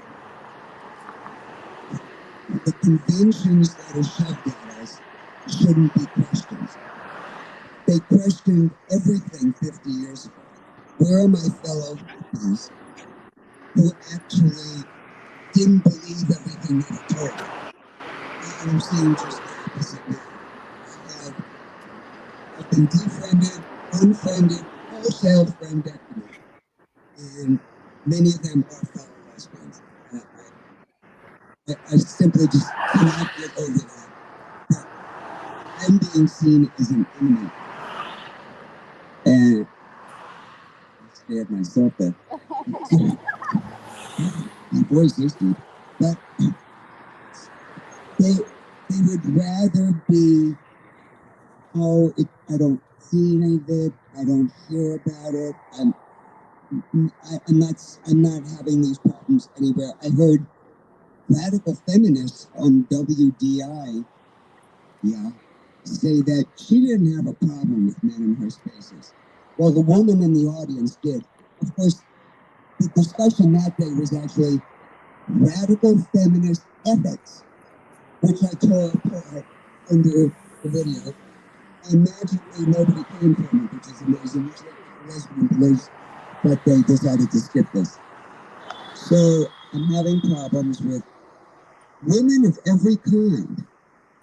We used to have allies, and now I don't see them anywhere. A handful of women, mostly straight women. Thank you, straight women. The lesbians have been absolutely pitiful. It is heartbreaking. I want to exhort women out there, straight, gay, bi, whatever you call yourselves, to actually do your own research. Actually look at what's happening and stop listening to MSNBC and Don aptly named Lemon on CNN. Actually think for yourselves. Some of you actually, I witnessed it, actually thought for yourselves 50 years ago. I just want to end by saying, thank you, Kelly J. You're unequivocally brilliant. And thank you so much for doing this for all women all over the world. Thank you.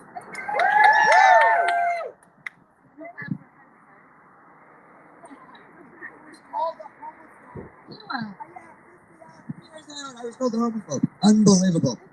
A straight guy called me a bigot, a transphobe, and a homophobe. And I thought, wow, just when you think you've been called everything. Homophobe is new. Thank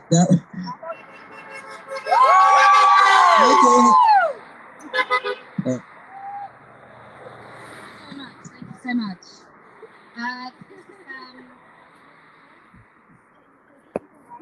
If anyone knows the name of that speaker, please drop it in the chat.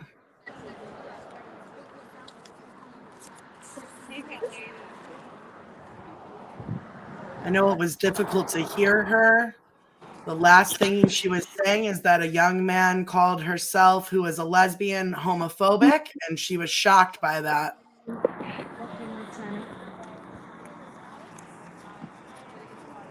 Pinwheel Arts. So all the people on my channel. There she is. They all know you. Earlier when you said who you were, they were like, yay! Okay, Whispering Miss is telling us that was Carol. Okay, so now I'm speaking for myself. Yes, and now we have Alex. Alex. I get around trying to organize this stuff. It's a lot of work. I love you ladies. You don't make it easy, I'll be honest. But I do love you ladies and you're doing amazing work. And I really appreciate the connections we made from the UK to Canada to right here in Miami. I got gifts from all over the world for you ladies at the end of this, so please stop by with me to get some stickers and other things.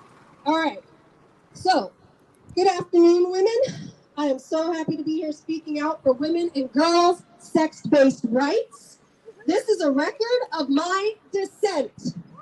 Yay. Dr. Gallagher is taking something more important, more powerful than most realize when she hacks off the breasts of young girls.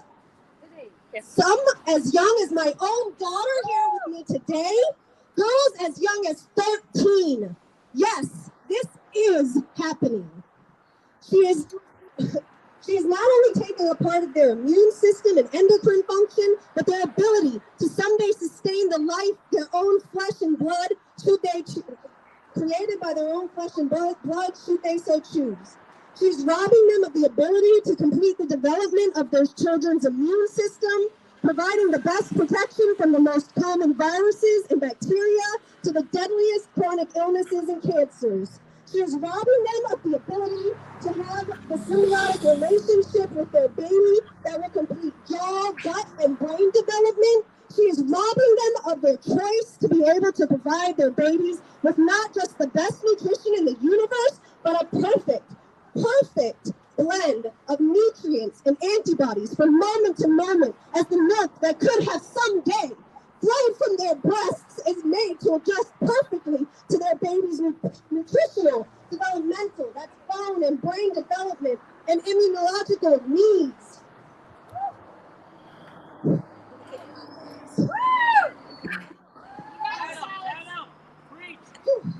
Having received this gift from my very own mother, and having the choice to just sustain the life of my 4 babies with this gift, I know from experience just how important it can be for women, for mothers.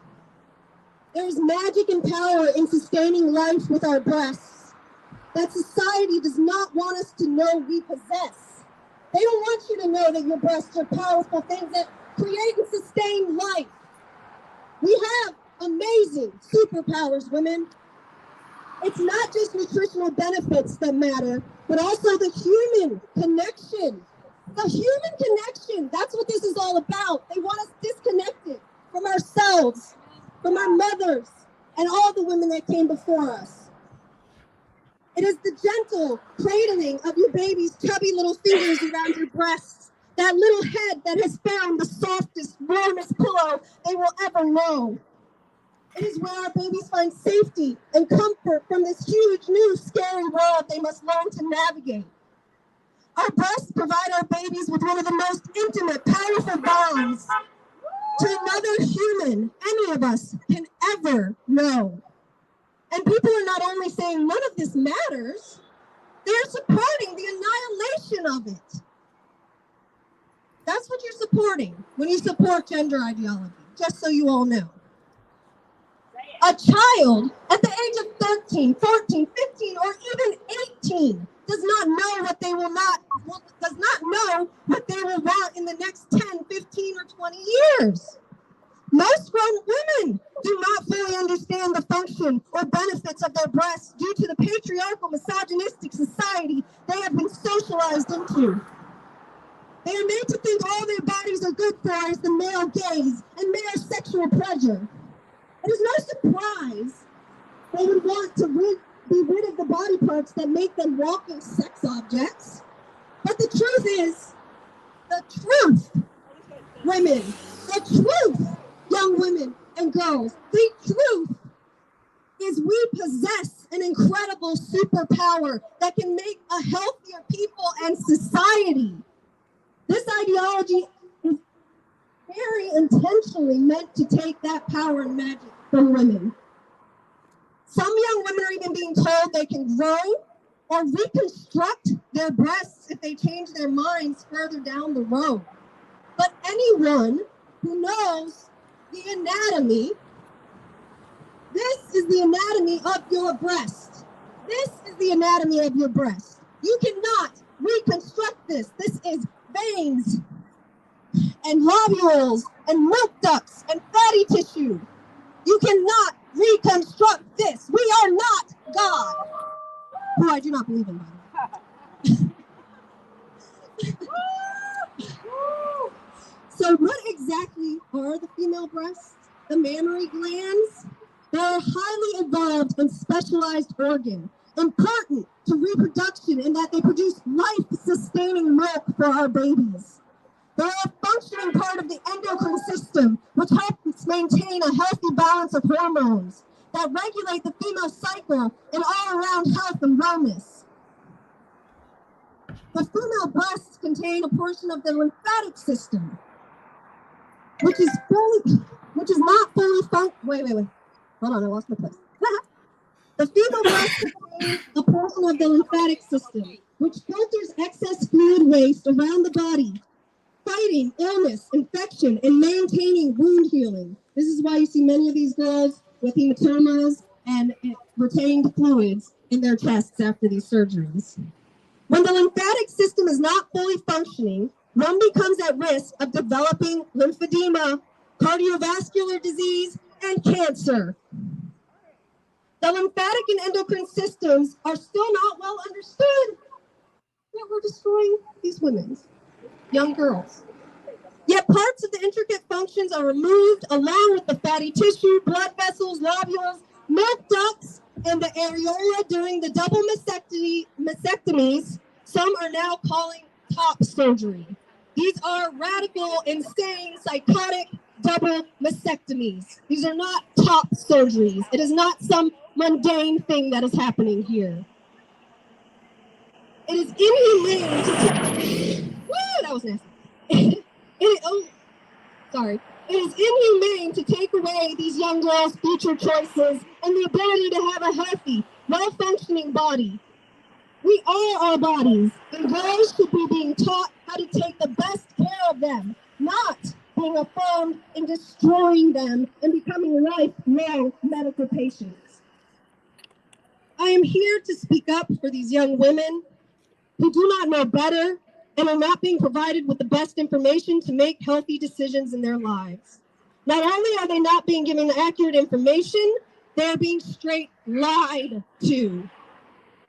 Save the tomboys, save the lesbians, save the gender non-conforming girls.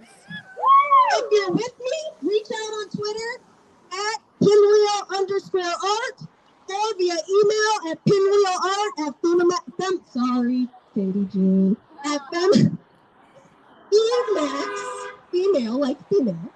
femaxnews.com. So that's pinwheelart@femaxnews.com. So we can organize and stop this insanity. This is a record of my dissent.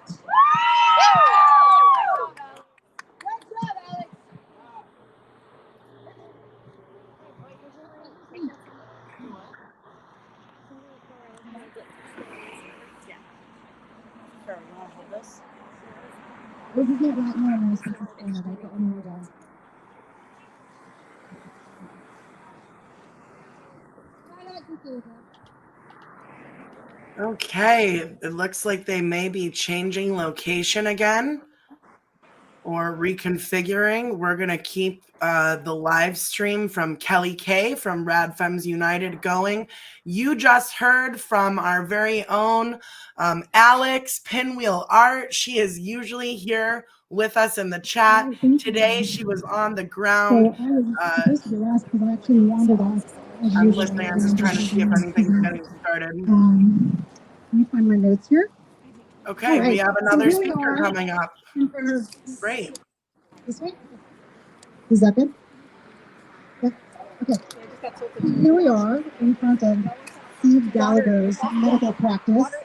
I'm willing to call it a medical practice. I'm not willing to call what she does medicine, because medicine is intervention. Medicine should not be taken healthy people. So, the basic I want to talk about medical ethics and transgender. So most of us have heard this statement first in our hands. The first principle of medical ethics and intervention practices is that we are nurses that we all know that there are trade-offs to be made in medicine, medical interventions and side effects, and inherently we also know that medicine has a long history of making mistakes, often out of ignorance. So here's another statement of ethics that is used in behavioral health and social work. It's the principle of least invasive intervention. The least invasive intervention is the level of intervention necessary, reasonable, and humanely appropriate to the client's needs.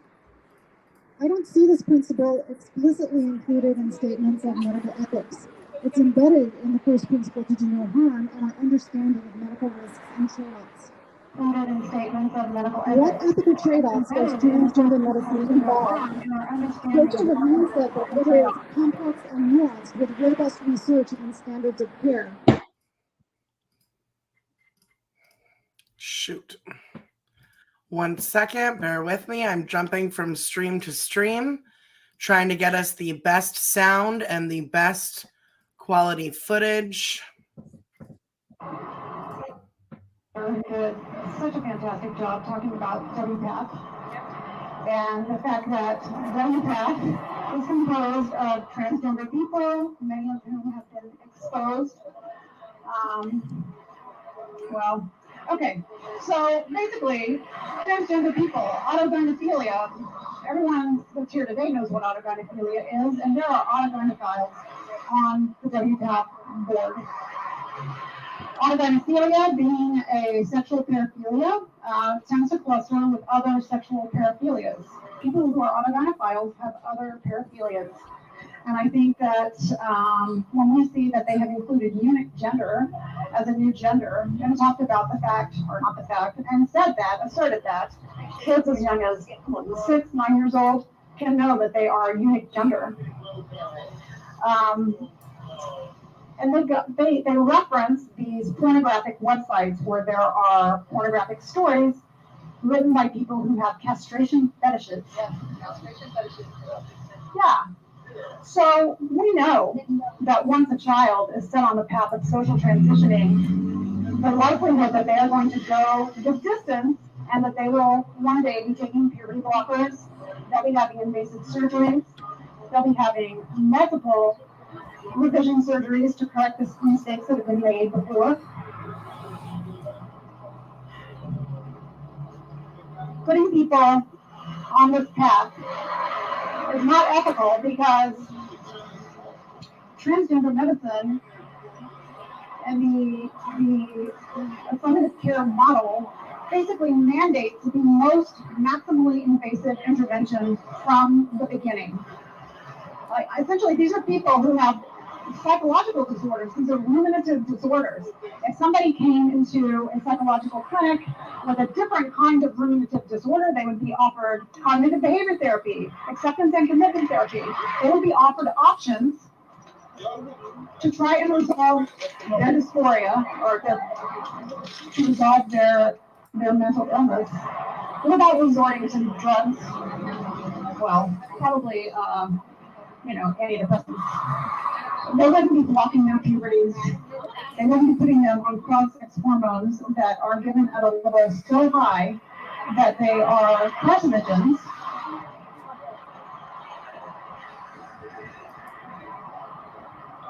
Transgender interventions lead to fistulas that cause people to have feces in their neovaginas, that cause people to urinate in sprays instead of streams because it's coming from multiple places.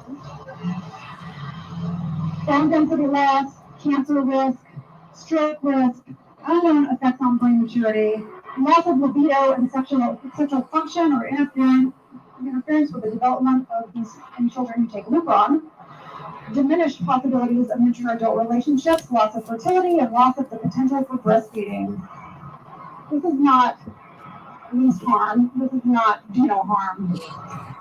It's not the behavior of a field with a robust research and standards of care. It's the behavior of a wild west of modern medicine and its practitioners. Well, it's been 70 times today, so I'll say it myself. Their practitioners seem pretty sociopathic to me. These people aren't physicians in the traditional sense. They're not healers.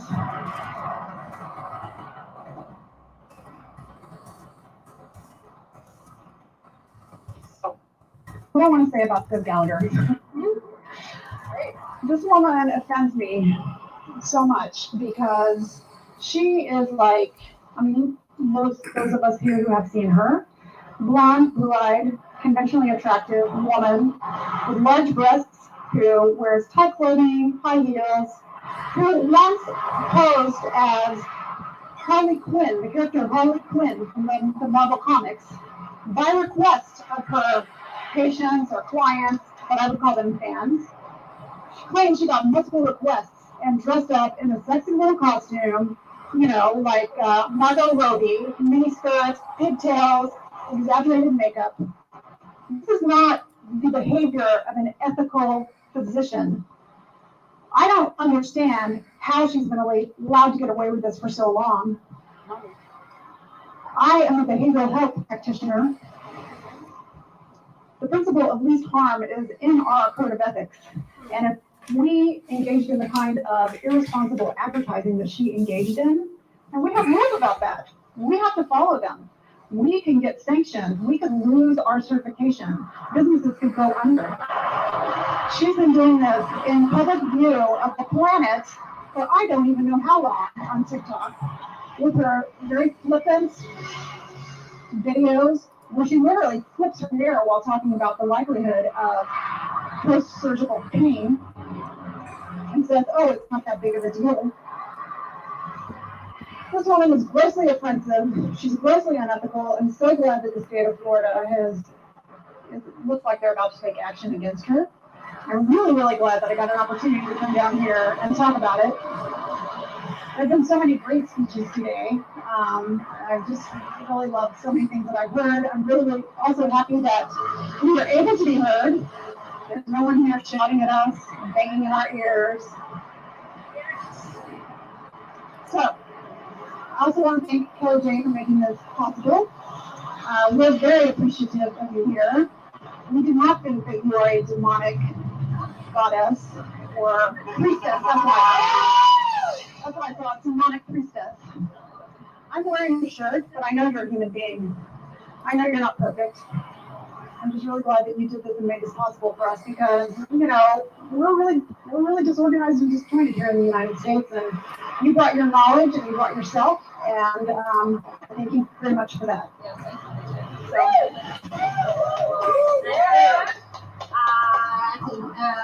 Can I take the microphone? Oh, I'm just going to say it's really weird because we often talk about women not having fetishes, and I don't think they do, but I make an exception for Steve Gallagher. I think she really does have a fetish to mutilate children. I genuinely think there's probably a sexual element to how much she enjoys bringing children into this cult.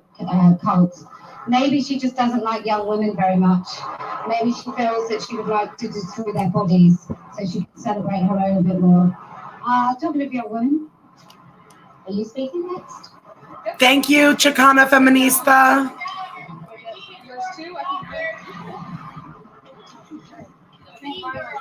If you work in this building, you work with a sociopath called Steve Gallagher, who slices the breasts of healthy girls. Yep. Okay. Well awaited. Tell me when you're ready, and I'll pop you there. Okay, up to the microphone comes Alex, Pinwheel Art's daughter, Zoe. Alright, yes. Oh no, I lost it. Yeah. Give me a second. So we hear for Steve Gallagher works here. She's been unaffected access to the bodies of children so she can mutilate them for quite some time. She's on TikTok. You can find her on the hashtag #YoutHetic. Okay. Hello. I think I'm right. Hi. I have this right? Okay. Cool. Okay. So, hi. I'm Zofia. I am Zofia. I'm a 7th grader, 12, going on to 13. And I am really happy to be here with all the women and few men.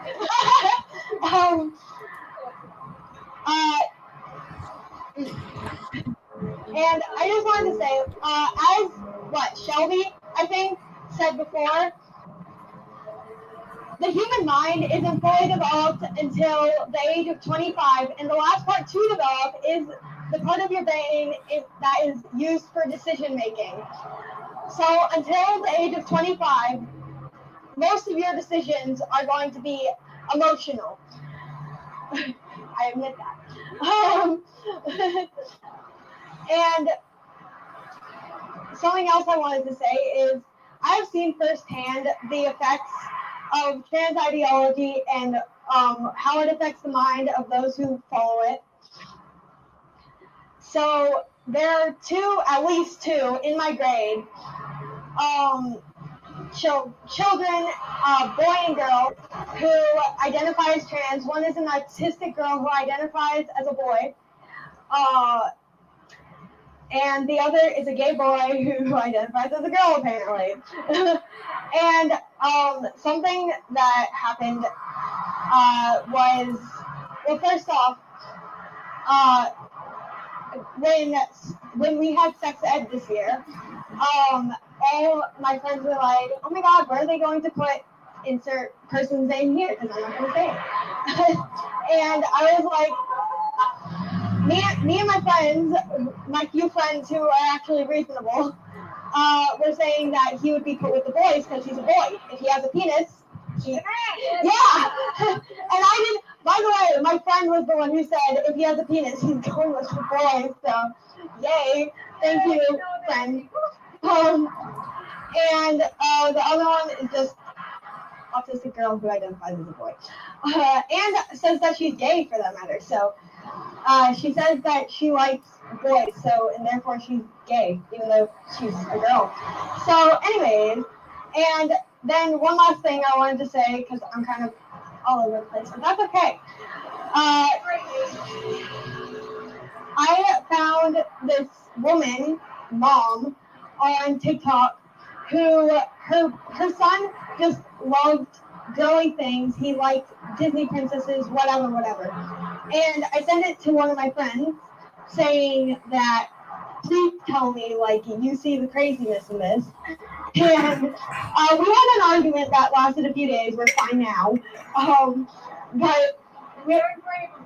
And my friend says, and I quote, I'm reading off of the text messages, just support her. She needs support. This is a 5-7-year-old boy. And I said, and I quote, you're right, he does need support, but that isn't support, insert name here. He's still far too young to make a decision like that. Or ever. If I said I grew a third arm, and I truly believe that, would you encourage that belief and tell me it's correct, and I did in fact grow a third arm, or would you politely tell me that and make sure I know the truth? It's the same as that, but with a little kid who barely knows what he's doing. Of course, I'm not going to go telling him he's worthless, since apparently she thinks I'm going to do that. Hey. Just for thinking he's a girl, but I would correct him, which would be the correct thing to do. And I, just as I would hope you would do if I said I grew a third arm. What else was I going to say? And so rounding back to what I said earlier about the human mind not being fully developed until you're 25, Dr. Gallagher, or however you pronounce her name, Gallagher? Dr. Use the T, yeah. Dr. Use the T, you're telling me that you are going to cut off the breast of the undeveloped breast of girls who have undeveloped minds? Sounds psychotic.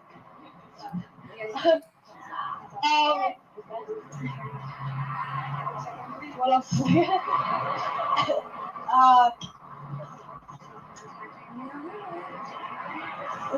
Oh God. Just one more thing. I have also heard other people on the news and stuff say that kids as young as 6 have gone in to get surgery relating to trans identity, or whatever you want to call it. Trans identity, to change their sex. Kids as young as 6 years old. It's wow. It's insane. Anyways, here you go. Thank you so much.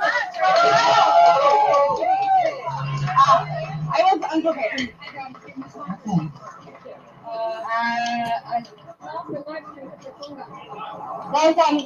I just say to the person who just left that office, when they criminalise Dr. Gallagher, they will be coming for you as a compass to mutilating kids. So that's fun. Okay, anybody else? I want to say something real quick. Go on. We got 2 ladies. We got ladies. You speak. Yeah, ladies first. I'm so sorry, I didn't see. Come on. You're speaking. I'm so sorry, yeah. Vaginas have us first. I'm not just on a Friday. And I'm just going to say, on your stream real quick, I lost my live stream because my phone overheated, so I'm trying to get it back. Sorry. Mine is done that too. All right. Yeah. If I'm hiding under my big booty. Hi, I'm Sierra Hayes. I am a rad femme from Jacksonville, Florida.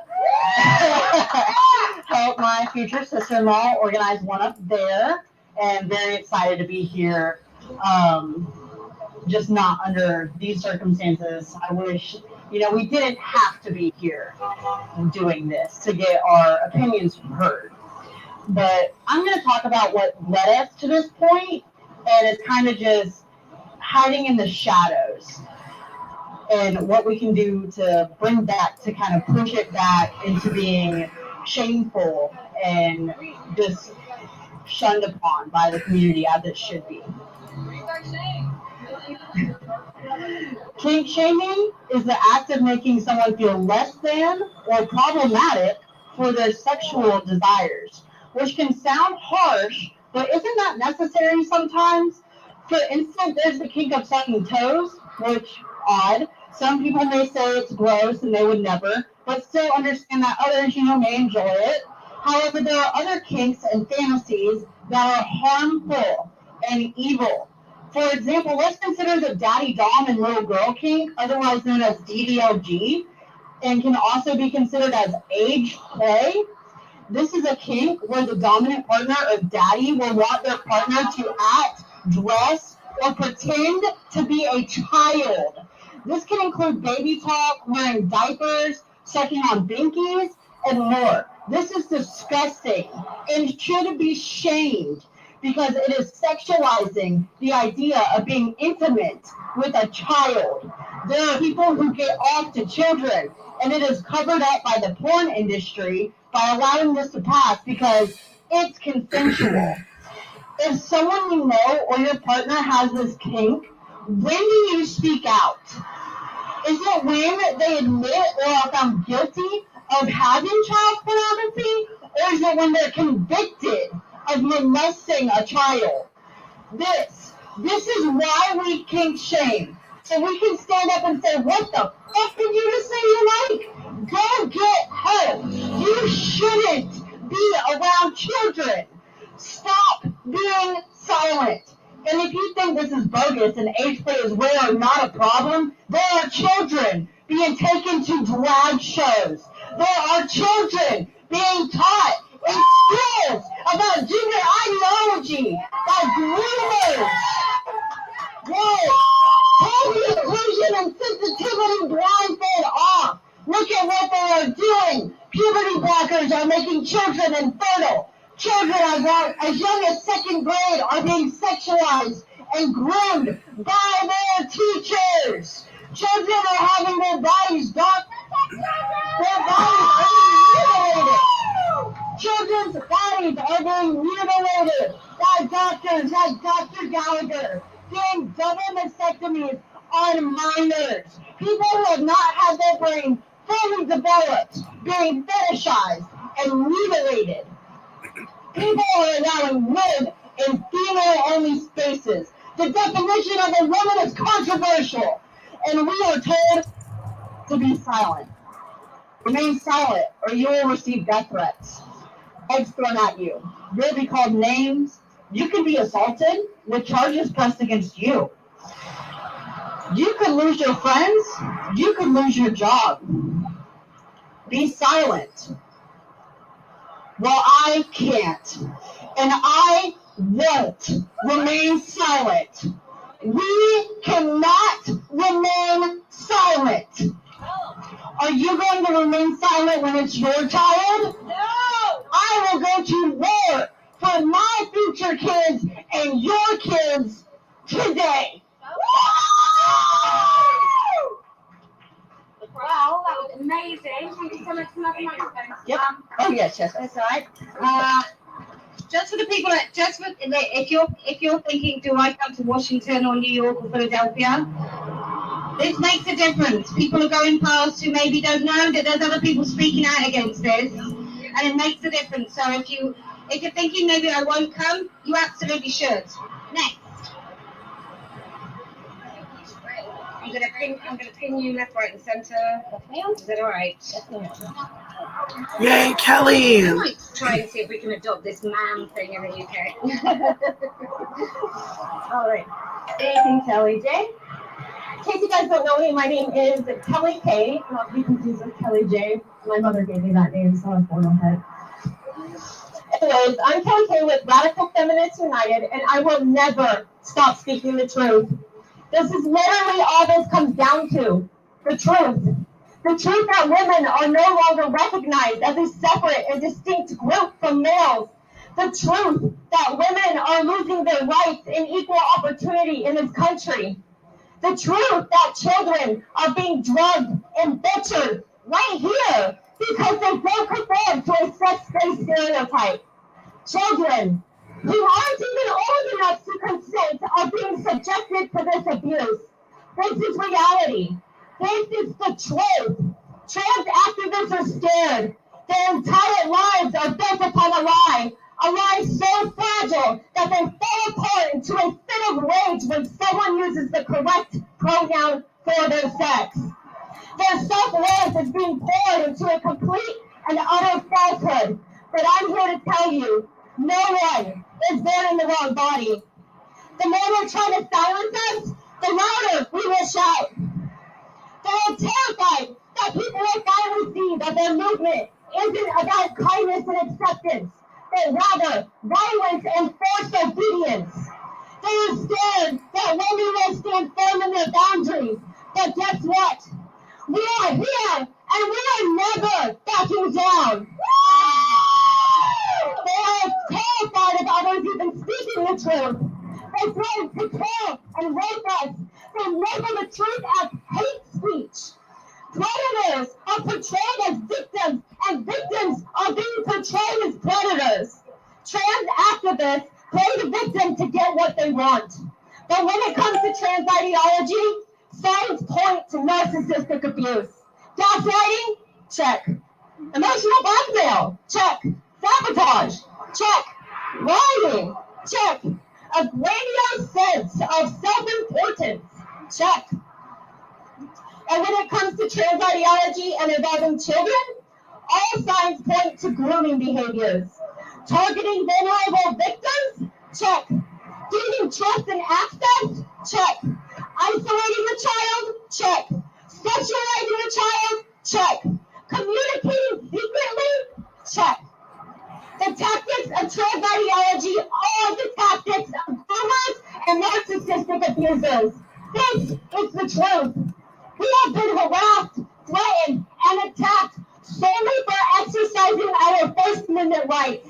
But we know our rights as American citizens, and we will continue to speak the truth. We will continue to fight for the rights and the safety of women and children. It's time to stand up and speak the truth out loud, publicly, unapologetically. Who gives a damn if the truth offends people? This is an emergency. To all the parents out there, where are you? Your children are being indoctrinated in school and groomed into believing that they were born in the wrong body. Your children are being transitioned without your consent.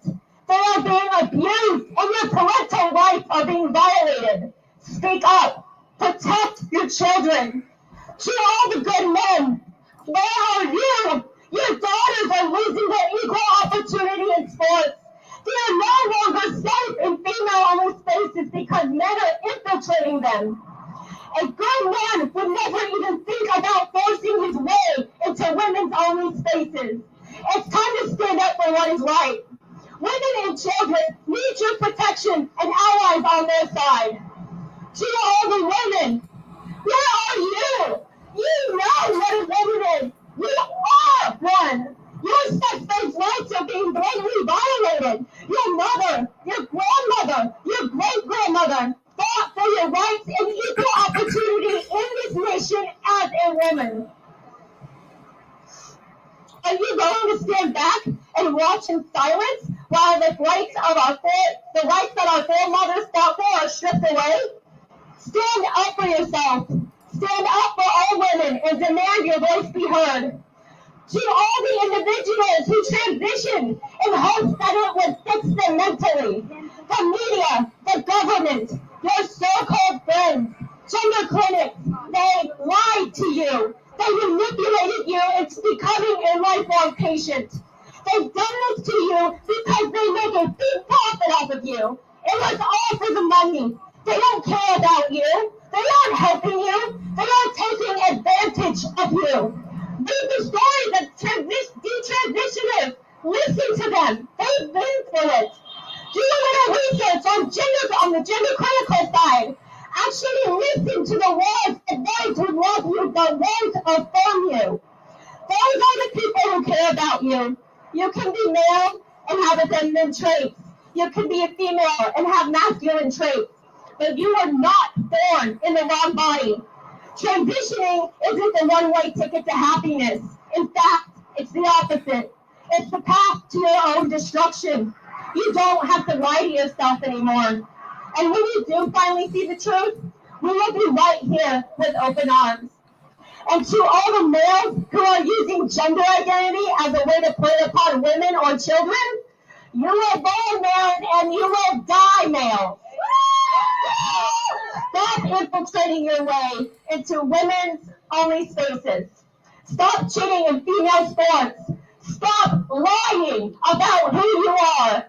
There will come a day when your lies will no longer work. You will be exposed for the perpetrators and cheaters you are, and we will fight like hell to ensure that day comes sooner than later. The trans activists are absolutely terrified, and we know why. The truth is being exposed. They can't defend their stance with anything other than feelings. But feelings aren't facts. Reality isn't fact. And this is why they resort to emotional rages, insults, lies, and violence when anyone opposes them. So the ultimate question is, where do you stand? With the lie or with the truth? We stand with the truth. Join us. We know for a fact that we are on the right side of history. Thank you. Thank you so very much. Is there anyone else that's going to speak? Come on, I'm speaking. You want to speak? I'm so sorry. Too premature again. For some men, it is a problem.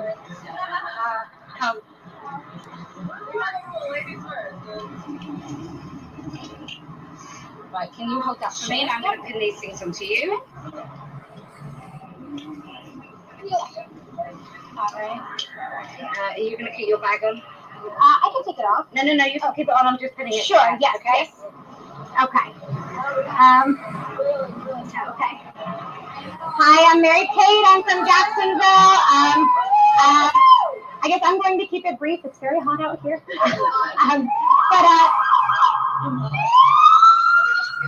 I feel very strongly about speaking out against this movement in particular because...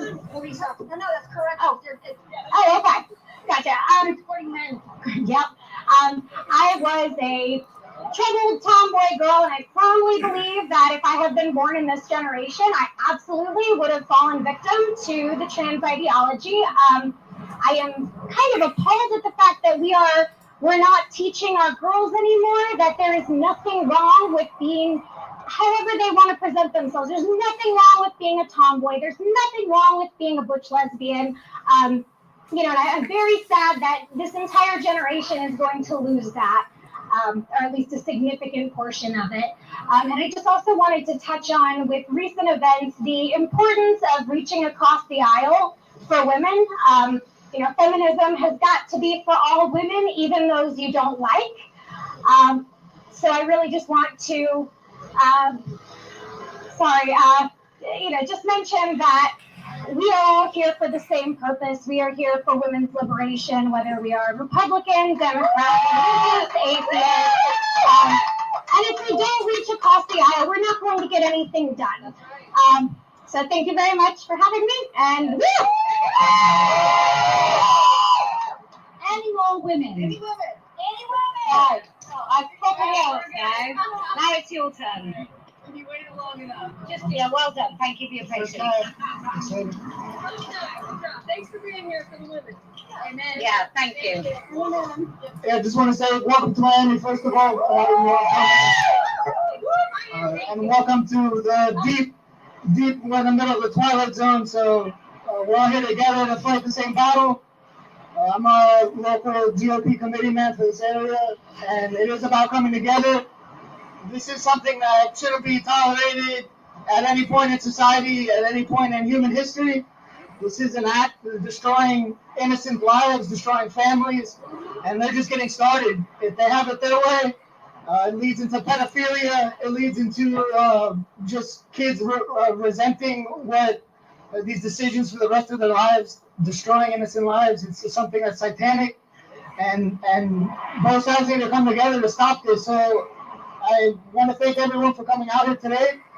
And this is what it takes. Show up at your school board. They're getting gender ideology, gender therapists to convince children. These kids are coerced into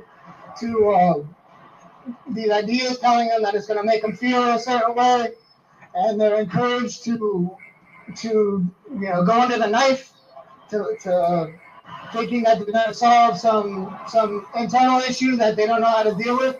They're being misled, misguided, and it is what it takes. People coming out to the streets, people going to the school board, people getting involved with their parties locally, and stopping this. If it doesn't stop now, it's going to destroy tens of thousands of lives, and these people are still going to go home at night, sleep like a baby, and not worry about these atrocities that they've committed.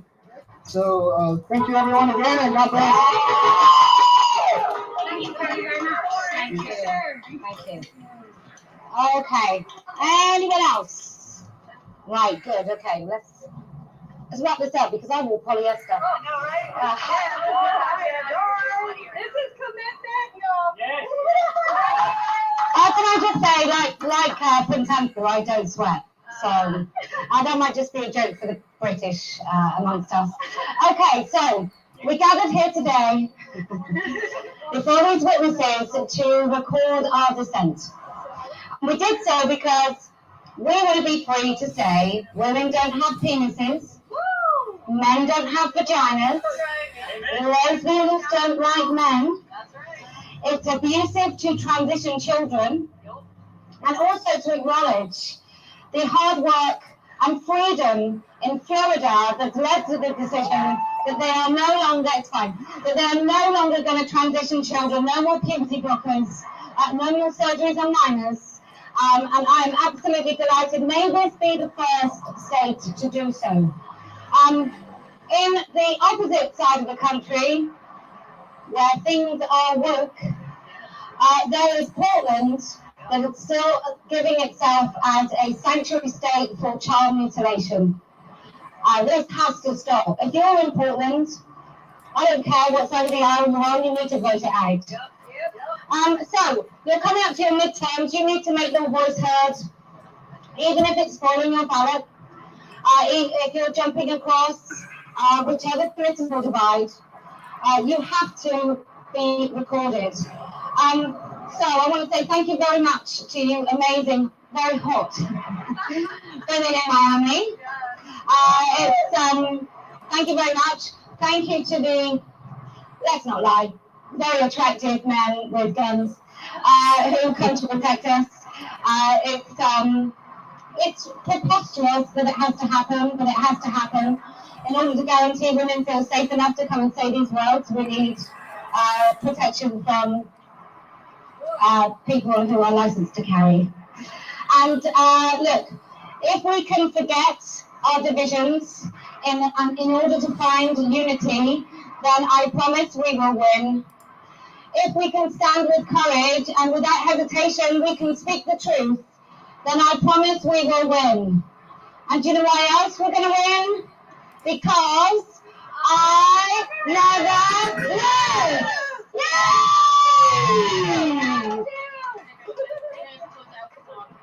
You carry on. Alright, we're going to close this. I'm going to close this out with our songs tonight. That's fine. Yes, I'm going to lead. If you don't know, whatever, make up words. I lost my lyrics.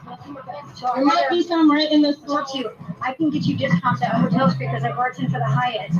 So all you need to do is contact me, tell me where you're going, and I'll book it. Oh. I got a nice one in New York. All right, 1, 2, 3. Yeah. You have my number and everything. So literally all you gotta do is tell me when you're checking in, how many rooms you need. I can go up to 5.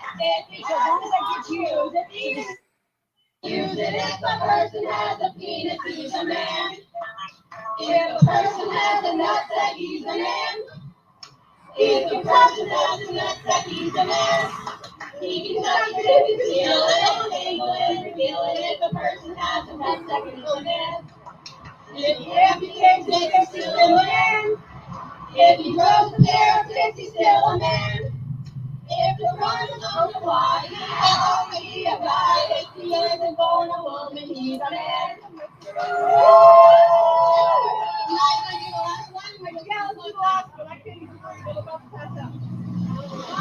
two, three. They put the implants in, they take the testes out, they give you hormone shots, fill your benefits run out. They amputate your penis and they turn it inside out. That's what it's all about.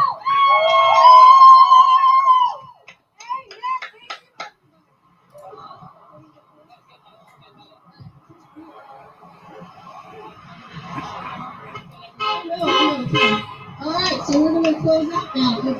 Everybody's got to say, right? All right, we're going to start. Thank you, everyone. Great game.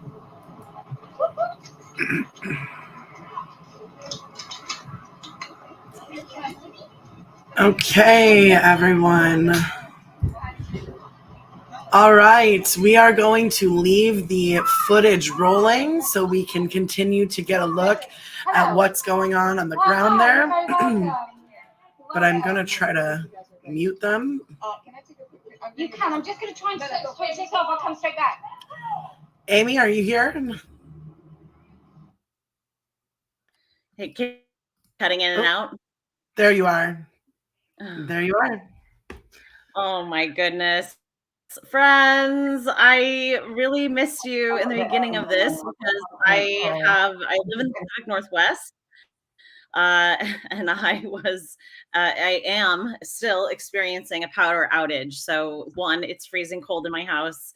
And two, I am not getting great cellular service. My Wi-Fi is very important to this. But it is amazing to see you all here. And thank you all for bearing with me as I navigated all the tech and the clicking and the windows and the this and the that without Amy. Say hi. Oh, I thought she was going to say hi to us. No, I think they're taking pictures, or maybe she is. Let's see. Yeah. Maybe if you. If I do it like that, then. Yeah. Let's see. What's on the turf cam? Well, we'll see what they're up to. Today we had live streaming. We were streaming in from Kelly J's channel, from Rev Fox's channel, and we also had Kelly K, founder of Rad Femmes United, and our amazing speaker towards the end there. She was also on the ground streaming. I'm going to go ahead and mute them because I think they are just taking photos and some B-roll, which is always important when you're doing an action, by the way. So this is actually nice that they're getting this. Amy, welcome back to your own channel. Kay Yang, thank you so much for holding down the fort. I was trying to listen in when I could. I am so glad they went after Gallagher, Civ Gallagher. I've been looking at a bunch of things from her, just numerous tweets or feeds and tweets where she is talking about, no nips, no problem. Yeet those teats. Let's get those, shirtless pics for the summer. So she just really eggs this on. And I was trying to find one thing I was trying to research, and maybe someone can point me to it, is because I swear I remember she herself has had multiple plastic surgeries. So she herself has had a bunch of plastic surgery. So she's, as what was that men's club slogan that used to be? Oh my God. Bobina, thank you so much. Women United. Bobina! Oh, thank you, Bobina. Oh my gosh, that actually really, really helps. That is so great. That's going to make such a difference for New York. Thank you. Thank you. Absolutely. Thank you. And thank you to all the women who have donated today, and just all the women who have been here witnessing this record of all of these women's descent. In fact, that's on we've got that on one of the signs They're all taking a group photo. This is just awesome, seeing all the women together. I'm like, yes, our numbers are growing. Oh, wait, I think this is Loudon. I think you're playing Oh, Loudon now. has this gone back to Loudon? Yes, it has. Oh, that makes sense. Now it makes sense. I saw someone split that in the thing. I was like, where did they go?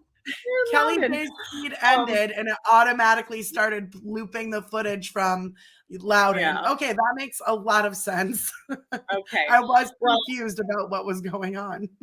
And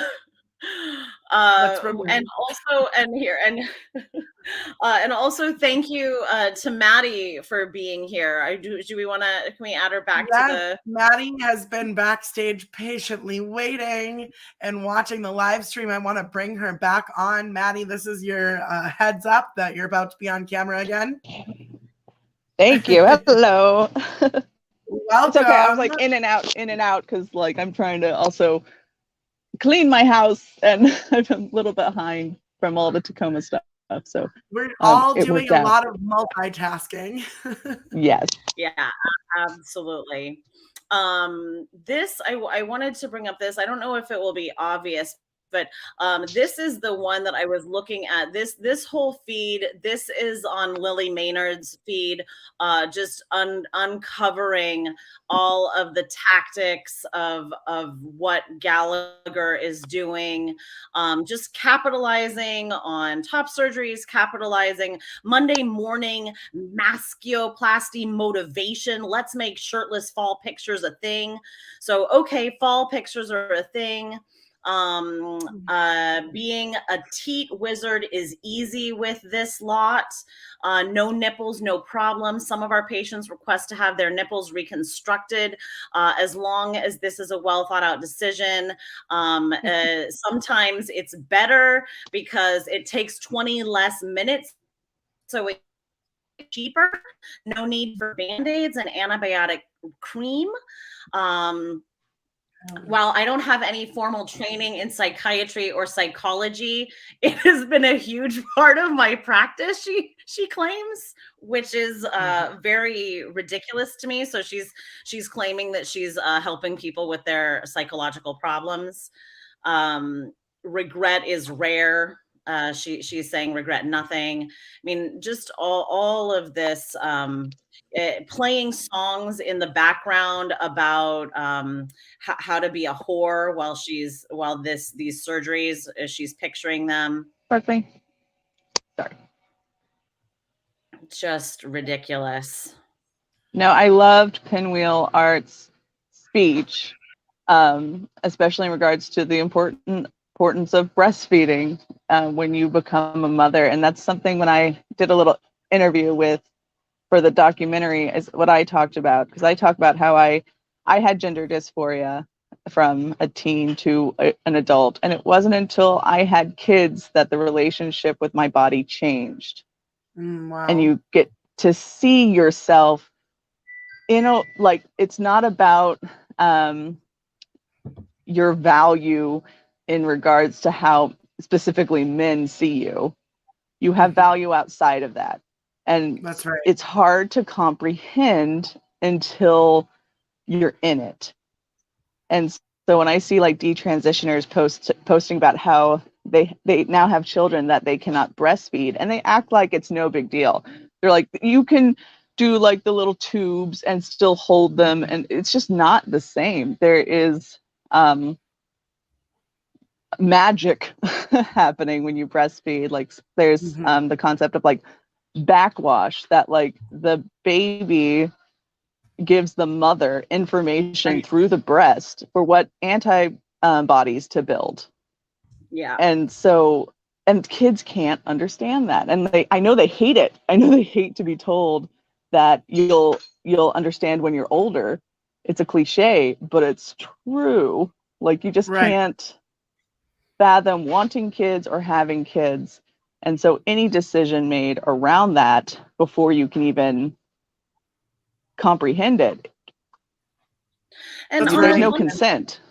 No, and on the one hand, we have women who are, you know, somehow they're so dysphoric that they don't want to be women, yet they still want to be mothers. And who wouldn't want to be a mother? It's one of the most amazing things a human being can do. It Some is women our, don't want it, and that's some okay. women But don't yeah. want it. So some women don't, but you know, it's also a species drive as well. But it's one of the superpowers that women have. I mean, I mean to say, what I mean to say by that is that I'm not surprised that these women who are dysphoric still desire to give birth. It's not a surprising desire that remains despite any dysmorphia or dysphoria they have with their bodies. But I just mean, on the one hand, we have women who are going through these surgeries, giving birth, whose bodies don't function the way they're meant to. And on the other hand, men who are fetishizing lactation in a really sexualized way, taking pictures of themselves with faux pregnancy, faux nursing baby, using babies as fetish objects. It's quite Oh God, that Stranger article from a few years ago, where the guy was like, "Yeah, I got a boner, no big deal." I want to die every time. Are you referencing the article about a man who identifies as a woman whose wife just had a baby, and he attempts to he takes the baby, and then he refers to the baby trying to attempt to latch onto his nipple as something that he found sexually arousing. Yeah, and that was published. That was published and put out across the internet and across media.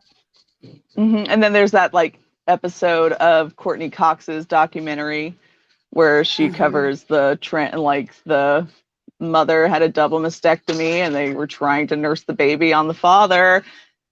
And there's no studies. There's no studies. Actually identified as the father, and the father was identifying as the mother, and the poor baby was caught in between, having no one to actually be able to feed it, as the mother had a double mastectomy, and the father is sitting there obviously with breasts that don't produce milk, and this poor little baby is now suddenly becomes a tool for them to enact their fetishes. It's sick. It's child abuse. It nothing in that, a lot makes me mad in this. There's a lot to be mad about that, but something about the breastfeeding part particularly just sends me off. Absolutely. And I find it interesting as well that this is at a time that the investments in the synthetic milk industry are skyrocketing. I know recently Bill Gates invested a ton of money in a company called BioMilk that is to produce artificial breast milk. So at the same time that they are telling us women that we are nothing, we're not important, there's nothing about us that makes us unique, mothers don't deserve to be recognized for their unique capability to empower, to bring life into this world. At the same time they're saying that, they're also saying that men can become mothers, that men can breastfeed, and now there are these massive investments by biopharma technical elites investing in artificial breast milk. So there's women are caught in the middle of this Venn diagram of misogyny coming from all angles. Well, and Black women and women of color, this has been their reality for a while. They have a high dependence on formula, and sometimes there is a need to formula feed, and I just want to make it clear that this isn't about shaming. Fed is best, right? That's but right. For women of color and people who depend, and all people who depend on formula, it's expensive. We just had that massive shortage, and to put another class of women, because it's what is it, mostly middle class women who are having these mastectomies, it's just another class of women who will be dependent on artificial feedings. Excellent point, Maddie. And I hate it. Yeah, and that is such a good point, because so many of these young women who claim to identify as men and undergo these surgeries to remove their breasts and, you know, do whatever they can to make themselves appear more like a man on the outside. For some reason, so many of them still go on to decide to they actually make a decision to get, it's not an accident, they make decisions to get pregnant and to go through the process of having a birth, which really doesn't even make sense, when the whole idea of, if you're so dysphoric with your female body that you have to make it look like a man's, but then you can go through pregnancy, but it's okay as long as no one ever calls you a mother or a woman and they say that you're a man that can give birth, then that's okay. And I want to clarify, because sorry. No, please. I just wanted to clarify, because I saw someone in the comments being like, women of color can't breastfeed. No, they can. It's just a class issue. Like, a lot of women who are in the lower classes are expected to work. And so they're told that they can't breastfeed. And it's just been a generational thing. As white women have become are encouraged to breastfeed at the same time behind the scenes, women of color, not just Black women, but are encouraged not to breastfeed because they need to get to work. Yeah. So you have 2 days of maternity leave. There's a lot of if you're interested in looking up more about this particular issue, there are resources online, and you can find out how different demographics of women experience different difficulties when it comes to pregnancy and aftercare with their babies. And particularly, we know that Black women have experienced a great degree of being neglected by medical and doctors and not getting the same type of treatment as other women. These are real issues. These are real issues that we can't turn away from. So I thank you for bringing that up. And I want to mention, since Gina Hoke is in the chat, I know that before she did a lot of activism around the issue of men pretending to be women and women's rights on the issue, on these issues having to do with identity issues. She did massive activism around women and specifically around breastfeeding, and did a lot of sit-ins where she gathered women to do breastfeeding sit-ins. Gina, I don't know if you want to say a little bit about that in the chat since you happen to be here, but you know, on the one hand, this is again a very crazy juxtaposition where, you know, Dr. Titus Deletus is saying, you know, go shirtless for fall, shirtless for summer, shirtless for fall. You know, it's as Exolancica said, it's a rite of passage of these surgeries for these young women to take their first topless photo at the beach, revealing those scars. And at the same time, women are often villainized or told to cover up, who are feeding their baby in public, doing something that is natural to do with the breast, to feed a child in public. Women are told to cover up, or they need to go somewhere else, or we stick them in a bathroom, you know, with all of, it just isn't, it's incredible to me how these two things are juxtaposed at the same time. Yeah, like we were doing, like there's a lot of things we were working on, like free the nipple, but now it's like, get rid of the nipple. There's a lot of nipple. Yeah, there's a lot of things that are just being turned on their head to, they think is like a similar result, but no. It's just reinforcing problematic ideas. I want to speak to this just really gently. I understand what you're saying here, Chicana feminist. No one is obligated to give birth, but I gently question into the notion of choice. I don't love how that word is used around becoming a mother, because you know, a choice is like, should I put a this color paint on my walls or this color paint on my walls? Both are neutral decisions, and whether or not to gestate life and give life is much more than a singular choice among many possible choices. It also happens to be a species imperative. You know, we humans are not immune to the biological imperative to procreate and give life. So and the fact of the matter is that the vast majority of women are going to participate in that, and I think it is worth celebrating. I don't think anyone who doesn't have children is should be denigrated. I didn't have children, and I don't want to be denigrated for that.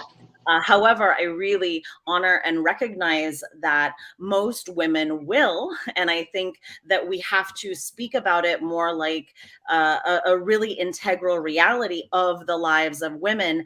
And so to me, to reduce it to a simple choice, like a choice among other choices, like I don't choose to shave, that's a choice to me. You know, I don't shave my body hair, that's a choice. But you know, the way that I look at my mother or my sisters or my friends who have given birth, it's much more than a single choice among a multitude of choices.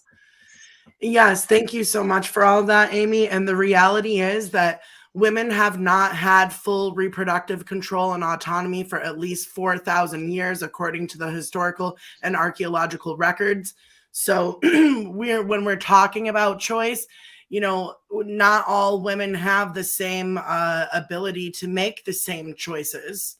So that's important to remember as well. And I want us to circle back and talk more about what we witnessed today during the Speaker's Corner. And since we have Maddie here, more of what she experienced in Tacoma and where she is. But I do just want to say one thing quickly first, that yes, absolutely, race is being used to divide us, but that does not negate the fact that we have racial differences and racial disparities exist in this country and around the world.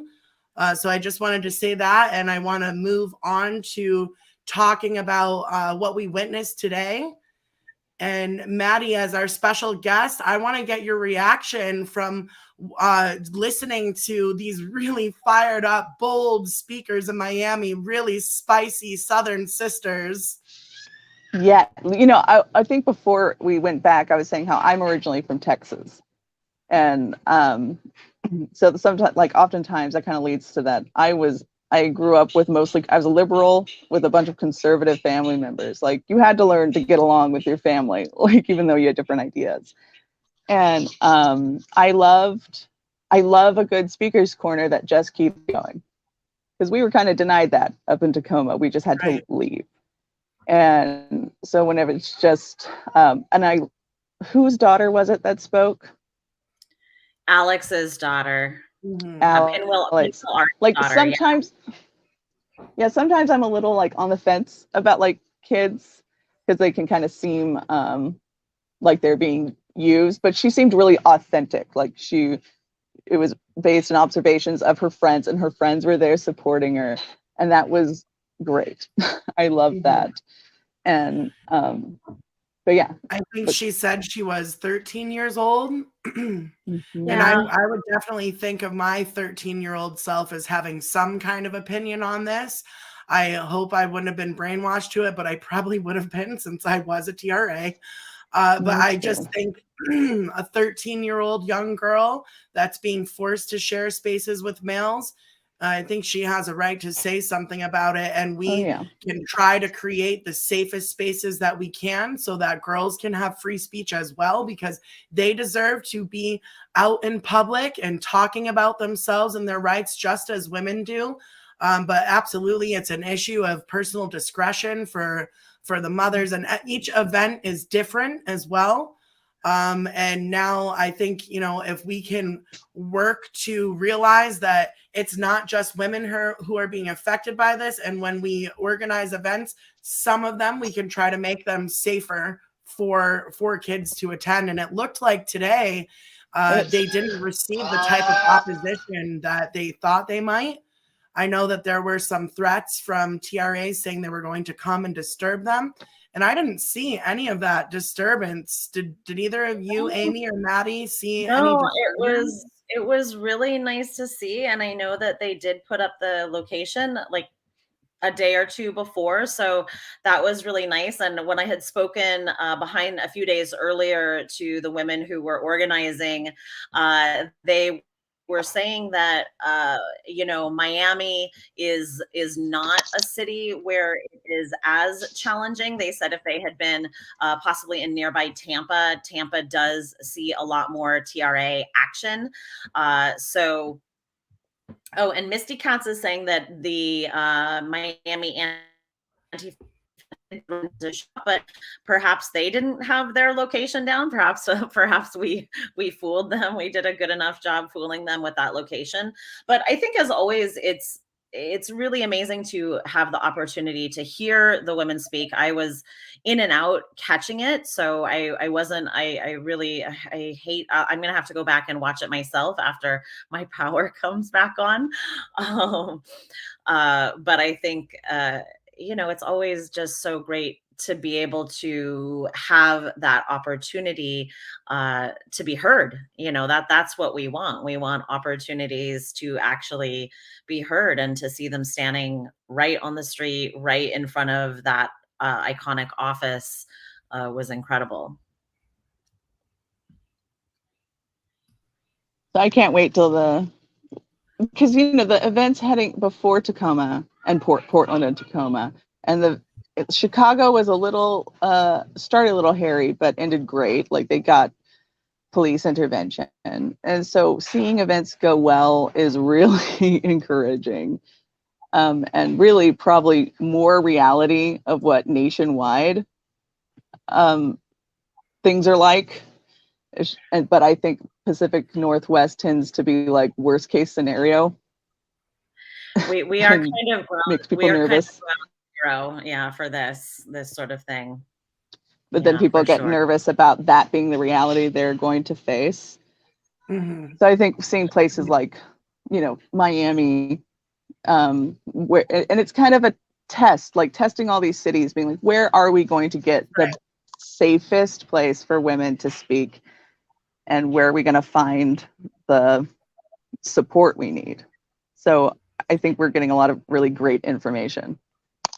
And I think that that's exactly true. This is all informational. We're learning so much as we go through this entire tour.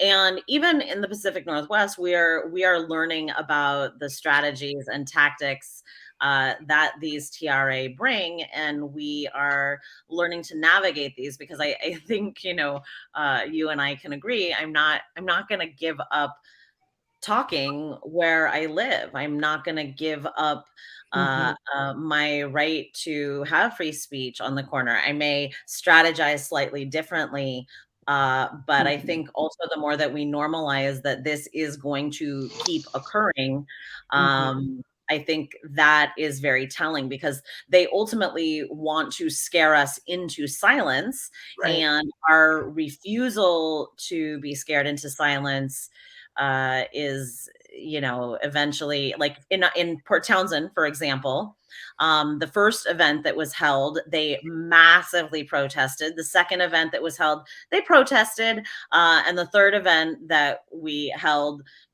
was not. We had some minor people walking by and saying they didn't like it, but I think their stamina is not as great as our stamina. I think our stamina. I mean, that's like Democrat/progressive. They tend to be very short-sighted. They bring a lot of energy until there's like the next thing to bring a lot of energy to. I feel like that's why, like, we see a lot of Republicans taking it, like with the whole Dobbs issue. Like, that was a long game. We knew that they were doing it. There was no secrets. but they just they had stamina that we don't seem to have, or, you know, I say we, but that Democrats and progressives don't seem to have, because they jump hot button to hot button. And so eventually something's going to come around that they're going to be so focused on that that they won't have time. And let's for us. be honest, most of these people who want to completely shut us down, most of the men who want to completely shut us down, they don't have any real political or moral compass. They're being solely guided by their anger and hatred and their desire to silence and hurt women. Yeah. Yeah, absolutely. I love this idea by you've got Turf Mail to do Turf Christmas caroling. I think that would be really fun. I know. I wish we could all do it together. I'd be down. I know. Yeah. I like to get Let's just silly sometimes. Yeah. We'll figure out the best place. But yeah, I was also going to say that, like, as different regions have different realities that we're dealing with, I think ultimately we just have to trust that the organizers, the boots on the ground, know the risks for what they are having to implement to stay safe, and being mindful of how we criticize each other and each other's tag. Like, I had a woman up in California tweeting at me saying that, like, the women in Tacoma just didn't plan well enough. We didn't talk to the police enough. And I'm like, you're free to come up here and talk to the police if you think you got it together. Like, please. Yeah, I mean, that raises a really good point about how it's hard for us to organize in America. It's not like the UK. In America, wherever you go, state by state, and even region by region, city by city within those states, you're going to be dealing with a completely different playing board. Right? Like, for example, the police in Tacoma are not the NYPD, or the police in Eugene and up in Oregon are not the same police in Austin. Yeah. So. Yeah, and I or even think just the different same opposition. Oh, sorry, go ahead. Yeah, different cities require different tactics, and I like what Partners for Ethical Care. This may be Jeanette, I think, or it could be Jennifer. We don't know, but this point is that we can. There are things that we can do, and I think we are already. There's some conversations happening behind the scenes about creative things that we can do, because there is a way that we can have free speech. Even with these noisemakers, you know, there are a lot of theatrical, interesting, engaging things that we can do physically and visually to exert our message and to display our message without necessarily having to rely on shouting our words. There are many creative things that we can do. We are still in a formulation process and in a strategy process of figuring out what these strategies can be. We have not exhausted all possible ideas. We have just begun to explore these ideas. So and not only that, but as things change and develop, we are going to have to constantly be changing and developing our analysis and also our strategies on how we're going to fight back. There is no one answer to any of this. No, not at all. Should I try to attempt a phone call? We'll see if it works with. I would love to attempt some phone calls. Let's attempt this. We're gonna. You probably won't be able to hear me. Yeah. So, sisters and friends, we're gonna make an attempt. I'm gonna see if it works with my wonky Wi-Fi. It seems to be pretty clear right now, so I'm happy that this is coming through. I'm using my phone to make a hotspot at my computer. And while you are doing that, I just am going to say hi to all the women who are still here in the chat with us. Jen Lance, Laura Haynes, T-Bay. You've got Turf Mail. Love that one. Chicana Feminista. Thank you, sister, for your donation earlier. Balbina Phoenix. Thank you for your incredible $100 donation. You are amazing. Who else do we have? Laura Haynes, Categorical Variable. Lots of interesting names here. Lie in My Garden. Cat I Am, the healing artist and spellbreaker. I love that. Partners for Ethical Care, Spiky Turf, Ted Alejandro, Judy C, Yolanda Edwards. Thank you, Yolanda, for being here and everything you do. Olivia and Mary Ross, Patty P, Lise Brown, Misty Katz. Oh my gosh, there's so many awesome women still here. Thank you for being with us. Any of you going to give us a call? Sorry, I accidentally hit a button with my thumb. I keep disappearing. You're okay. Yeah, oh, but while we're waiting for... I'm going to leave. Oh, sorry, go on. Oh, I mean, I was just like, what, just while, just wanted to clarify that I do agree girls should be speaking. Just that, you know, the TRAs use really young speakers that get a little on the fence of. So sometimes when the kids are really young and like the points kind of have to be fed to them, it puts me in a weird space. So older girls that are able to speak from experience, or sometimes kids can, but they kind of have to be led. But older girls who can speak from experience, from being in sports and being in school and how it's affecting their lives, 100%. I just wanted to clarify that I'm not anti-girls.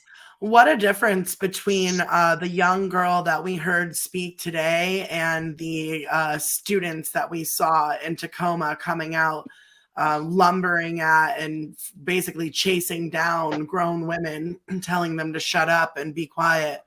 A complete and utter difference. Shout out to Pinwheel Art, aka Alex, who is the mother of the young girl that we heard speak. Alex is an amazing leader in this movement, and she's really someone who saw the void, saw that there was no one doing anything in her area, and she said, well, I'm someone, I can do something, and she stepped up and she started to get involved, and I really admire that. Her story is similar to a lot of ours. You know, she has been organizing free speech events in the southeastern coastal states, and she's a mother of 4. She uses her artistic skills to deliver her message. I love that. I love how many creative and artistic women we have in this movement. So shout out to Alex and all the other artists. And I also want to say that Alex has an MA in community arts and organizing. And she's been organizing for over 20 years. And you saw her today, and she wanted everyone to know that she had her glitter embellished woman, adult, human, female t-shirt on. So I think that's cool that all of the different women had all their different outfits on. We saw VF55 Yvette with her studded turf battle vest, as she calls it. That was super cool. Christina Goki was out there. If you are not following Christina Goki, please go find her YouTube channel. She's great. She's a wife and a mother, a novice power lifter, and a jujitsu enthusiast. And she's and not she going started, to let her daughters. That's okay. She started on TikTok and had a really hard time because I've gone through about, I don't know, 6, 7 TikTok accounts. I don't know how my current one is still up, but what I've learned, because somebody, I think it was Gina who asked in the chat, how do you keep a TikTok account up? What I've done is that anybody who even looks at my page with pronouns in their bio, I block them. Because I'm just assuming they're looking at my page to find something to report. So far, that's really worked. But also, oftentimes, if you reply to somebody directly in video, they can report it for harassing. So sometimes you just have to screenshot their comment, remove their information, and then reply. And then also just, you can't be super blunt on TikTok. You just can't, as it is. So I just wanted Christina reminded me of the TikTok comment, and just anybody else trying to produce a commentary through TikTok, little tricks. That's good to know. I technically have a TikTok account, but it's only to look at other people who are making content on TikTok. I don't actually make content there. And I Yeah, it's refuse hard. to have TikTok because it's Chinese spyware, and I refuse. I'm already made complicit enough using the Facebook/Instagram. So I just didn't want to get involved with yet another app spying on me and trying to indoctrinate and brainwash me. So I'm not on TikTok, but I do see some of the reposts on Instagram, which is another app spying on us and trying to brainwash us. But harm reduction, right? Harm reduction. You just got to minimize exposure. What can you do in this this world? And they have created these tools of social media to socially engineer the public, and we know that. And so we are going to grab onto those tools and transmute that energy and use it for our purposes whenever we can. Right. Yeah. Like, I think that's really important. Like, we know what they're doing with social media, but we also know that it's a powerful tool for us to connect, for us to spread our ideas and our messages. And because our messages are authentic and real, they will have more lasting power, I think, anyways, or I hope.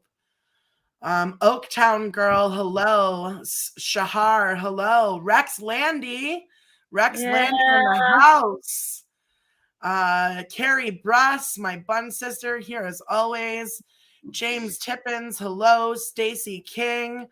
Who else do we have? I haven't shouted out yet. Gina Hoach, hi sister, I didn't shout you out. Who else do we have? Go ahead, Amy.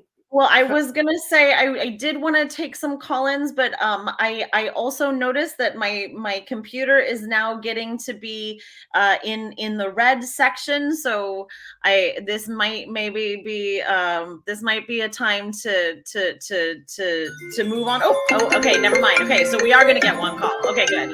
Okay, good.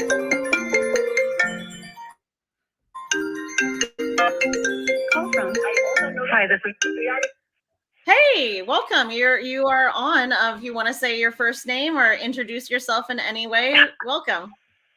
Hi, Amy. It's Laura Wiley Haynes. How are you? Hey, Laura. Good. How are you? Hi, Laura. Doing great. Been wonderful to watch all the coverage you guys are doing. Bravo to you. Thank you so much. Well, thank you. Thanks for calling in and being here in the chat. I don't know, what would you want to put in your thoughts about today or these events in general, or just share with us about your own activism? Sure. Well, I in general, what I'd like to make sure we all remember if we want to work together is that people can be misinformed. People on the side we might be tempted to demonize or blame can be dramatically misinformed. The trans radical activism movement has used crap studies, fudged numbers, bad takes, deceptive framing, and both, the left-wing doctors and pediatricians and people who kind of shrugged and go, okay, I'll refer to the clinic, like Julia Mason talks about. Those people can be initially snowed by all of the bad numbers. And I think it's really important to refrain from demonizing anyone until we've given a good educational framing for them and answered their questions and corrected the misinformation they may be laboring under where possible. And I think, everyone's educatable who isn't part of it and evil, So I want everyone to remember that. But I love that it's a diverse crowd of women. We are women. That's the point. We contain multitudes. We are only our biological sex that unites us on this. But boy, does it, because it's about defending it. And come on, those who can make you believe an absurdity can make you commit atrocities. That is Voltaire. Voltaire quote. And, you know, we have to just stand up and defend children, stand up and defend reality. And here's what I've noticed, because I'm an older woman. I'm a grandmother of twin baby girls who were born in 2022. And I went through my entire teenage years, and gender was never a topic of conversation or a word that was ever uttered by a teenager. Mm-hmm. I then raised 3 children through their teenage years, and gender was similarly never a word spoken by them or any of their friends. And they all had identities, and some of them were sad and had suicidal ideation and crises, but they were, none of those crises were ever attributed to gender. It's the be all and all, one size fits all for anyone miserable who's young. And it's wrong, you know, and I, some of you know me from Twitter and know that I'm a CASA, but in this case, I'm speaking with CASA values for children, not for a specific child in a specific court case. I'm speaking for children and the right of every child to fully develop their capacities for good decision-making, be healed in whatever self-hatred they may have been exposed to, be fully realized as humans with agency and choices before they go hurtling down this pathway. That's what I'm speaking for, and that's what I want to testify about, and bravo to everybody who can show up in person. Yeah. Yeah, I think that's so great. And I thank you. I love what you say on Twitter about that. And I know that you talk about it as well, but we are just putting kids in real trouble with the way that these teachers are handling this ideology right now, the way that they are secret keeping from parents, what they are instilling in kids' minds about it's a very bizarre difference in generations that you see, because it used to be that everybody who was 30 or 40 plus years old had internalized a kind of rules of the road adulthood. Maybe you rebelled against certain aspects of things, but we kind of all understood once upon a time that children were impulsive, for example, or that children were unformed. And for some reason, these young teachers on TikTok, for example, they seem to believe that children are formed and need to be liberated to articulate their formedness, rather than children are unformed and need to be need us protectors around them so that they can discover themselves in the due time that it takes to discover yourself. Yeah. I find this just so insane. I find it a manifestation of an insane culture, a stressed culture. If you look at the meta of kids who can't embody themselves in their sexed bodies with reasonable, adjustment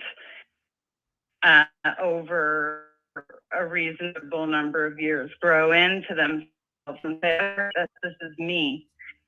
A large number of kids not being able to do that says something very dire about how we parent kids, what our culture is in terms of nurture, how we are communicating kind of lessons we didn't even know needed to be communicated because they were done as a matter of course through humanity, and suddenly they're all going haywire.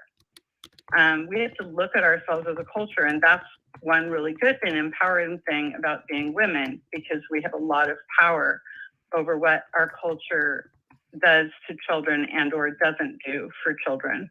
And we need to start thinking that way, because otherwise we're going to raise more kids who don't know who they are and are vulnerable to cult tactics. And we've got to help inoculate them against those kinds of tactics. Mm-hmm.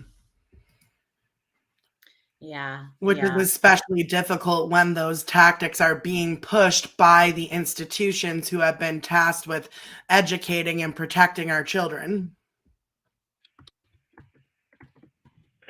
I really think I think it's a matter, in many cases, it's a matter of a tiny wedge opening up in an institution because initially, let's remember, when they talked about trans kids, so to speak, initially, they were talking about this teeny, tiny number of extremely suicidal, extremely distressed children.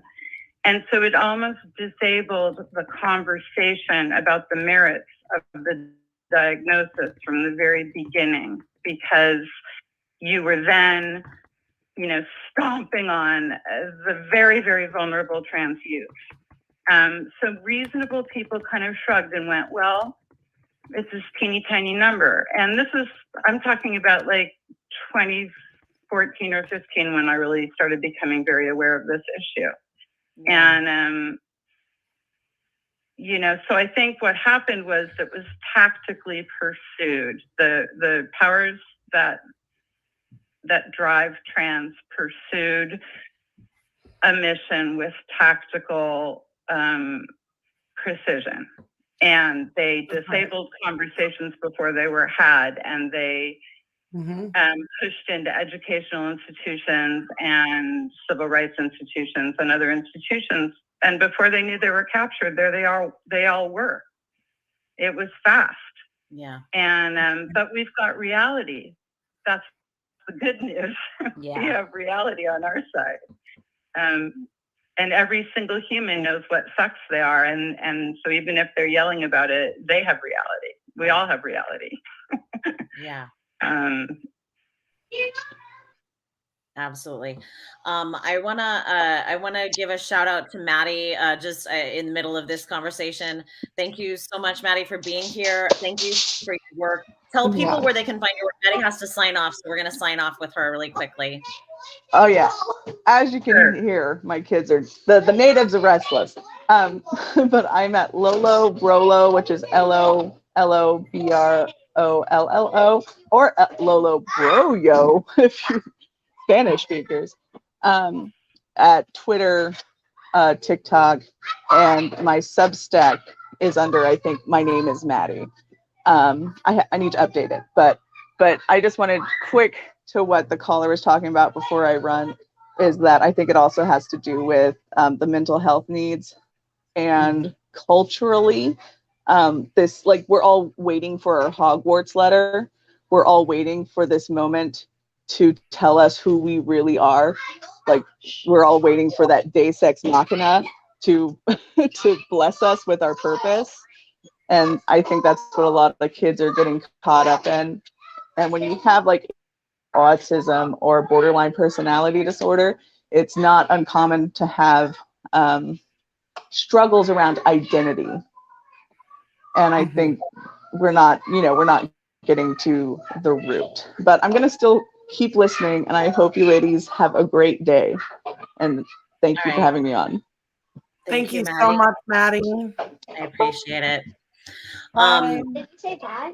And Laura, you couldn't see, but in the chat, there was a young woman who was 22 and saying that many young people her age are so disenchanted with the direction of the culture. There are even young people who are in the belief system that the world is going to end in 12 years. So nihilism is being really pushed heavily on all sectors of society, but especially the youth. Go ahead, Laura. I wasn't aware of that, but it doesn't surprise me, because I think when our whole culture is a totem pole culture, right? We know this as women, we know what patriarchy is, but we're the very most downhill beings on the totem pole are small children, babies. They can't speak for themselves. They don't have a voice. If they dissociate, they don't grow into children that are going to inhabit their bodies and have good self-regulation and know who they are and have good boundaries. And those are the people that we need to be raising. And I look at these TRAs and I just say, these are dysregulated children. They haven't left toddlerhood. They're grandiose. Yeah. They think I declare reality, voila, you know, and then that makes it so. And now everyone has to obey it. And it's like, if you play with children ever, you'll notice that 4-year-olds are like, you have to be this and you have to wear that. And here's the toy. No, you can't say that. And you have to stand here. And they give you 5,000 rules to control you. This is developmental, in my opinion, and it's not necessarily developmental in every case of who catches it once it's a social contagion. But I think how it takes hold and who they kind of went after first was a mental health population with developmental needs, whether it's ASD, whether it's early developmental trauma, you know, exactly what, I'm sorry, her name who just left, but exactly Maddie. what she was Yeah. saying. There's kids that have trouble feeling selved, feeling who am I, they can torture themselves with that thought. And they lack embodiment and they, you know, so yes, there can be like experiences that put you in that disembodied state. There can be neurodivergences that put you in that state. There can be abuse experiences or witness experiences that put you in that state. But once you're in that state of not feeling yourself, you know, kind of grounded, kind of, you know, fully inhabiting your aware body. Yeah. Of course, you're vulnerable to a mythology that says, oh, you know, I have this other self that's out there in the ether. And if I make these changes, it will imbue into me. Yeah. And now women and girls have already been dealing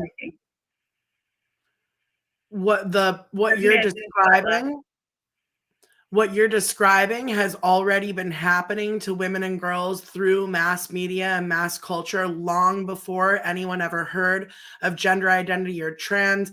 Every magazine, movie, TV, advertisements has tried to sell women and girls the idea that there's something wrong with our naturally sexed bodies, that we must pick and pluck and prune and cut and scrape and twist and pull and stuff and cram ourselves this way and that way to make our bodies into something more desirable in the eyes of a male-dominated society. So, you know, girls and women are already particularly targeted for being not in their own body, to develop this idea of like, there's something wrong with my body, and to not be fully embodied beings. So that's also a big factor in why so many young girls are drawn to these practices of so-called gender transition or gender affirmation,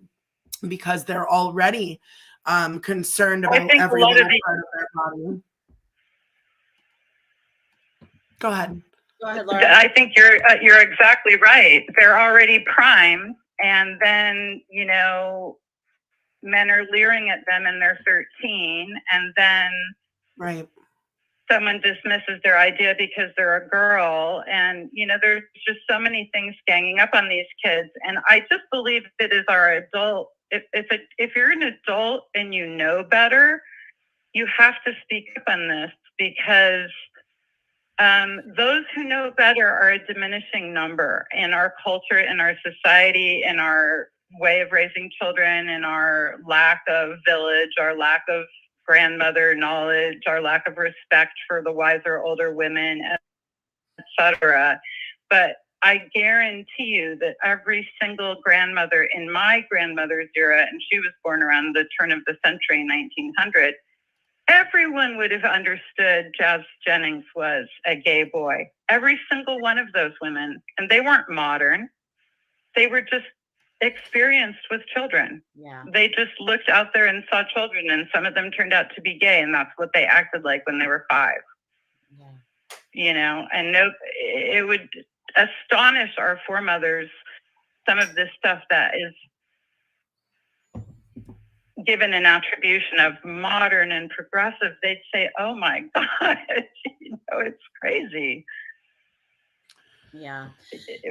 And I do. We didn't invent new categories for humanity 5 minutes ago, you know? No, absolutely not. Yeah. Absolutely not. Laura, I thank you so much for being in the chat today. I really appreciate it. And I do you want to tell women where they can follow you on Twitter? Because I at least that's where I follow you. I'm at Haynes_Wiley on Twitter, but I'm currently suspended and not so far successful in getting myself desuspended, though I remain hopeful.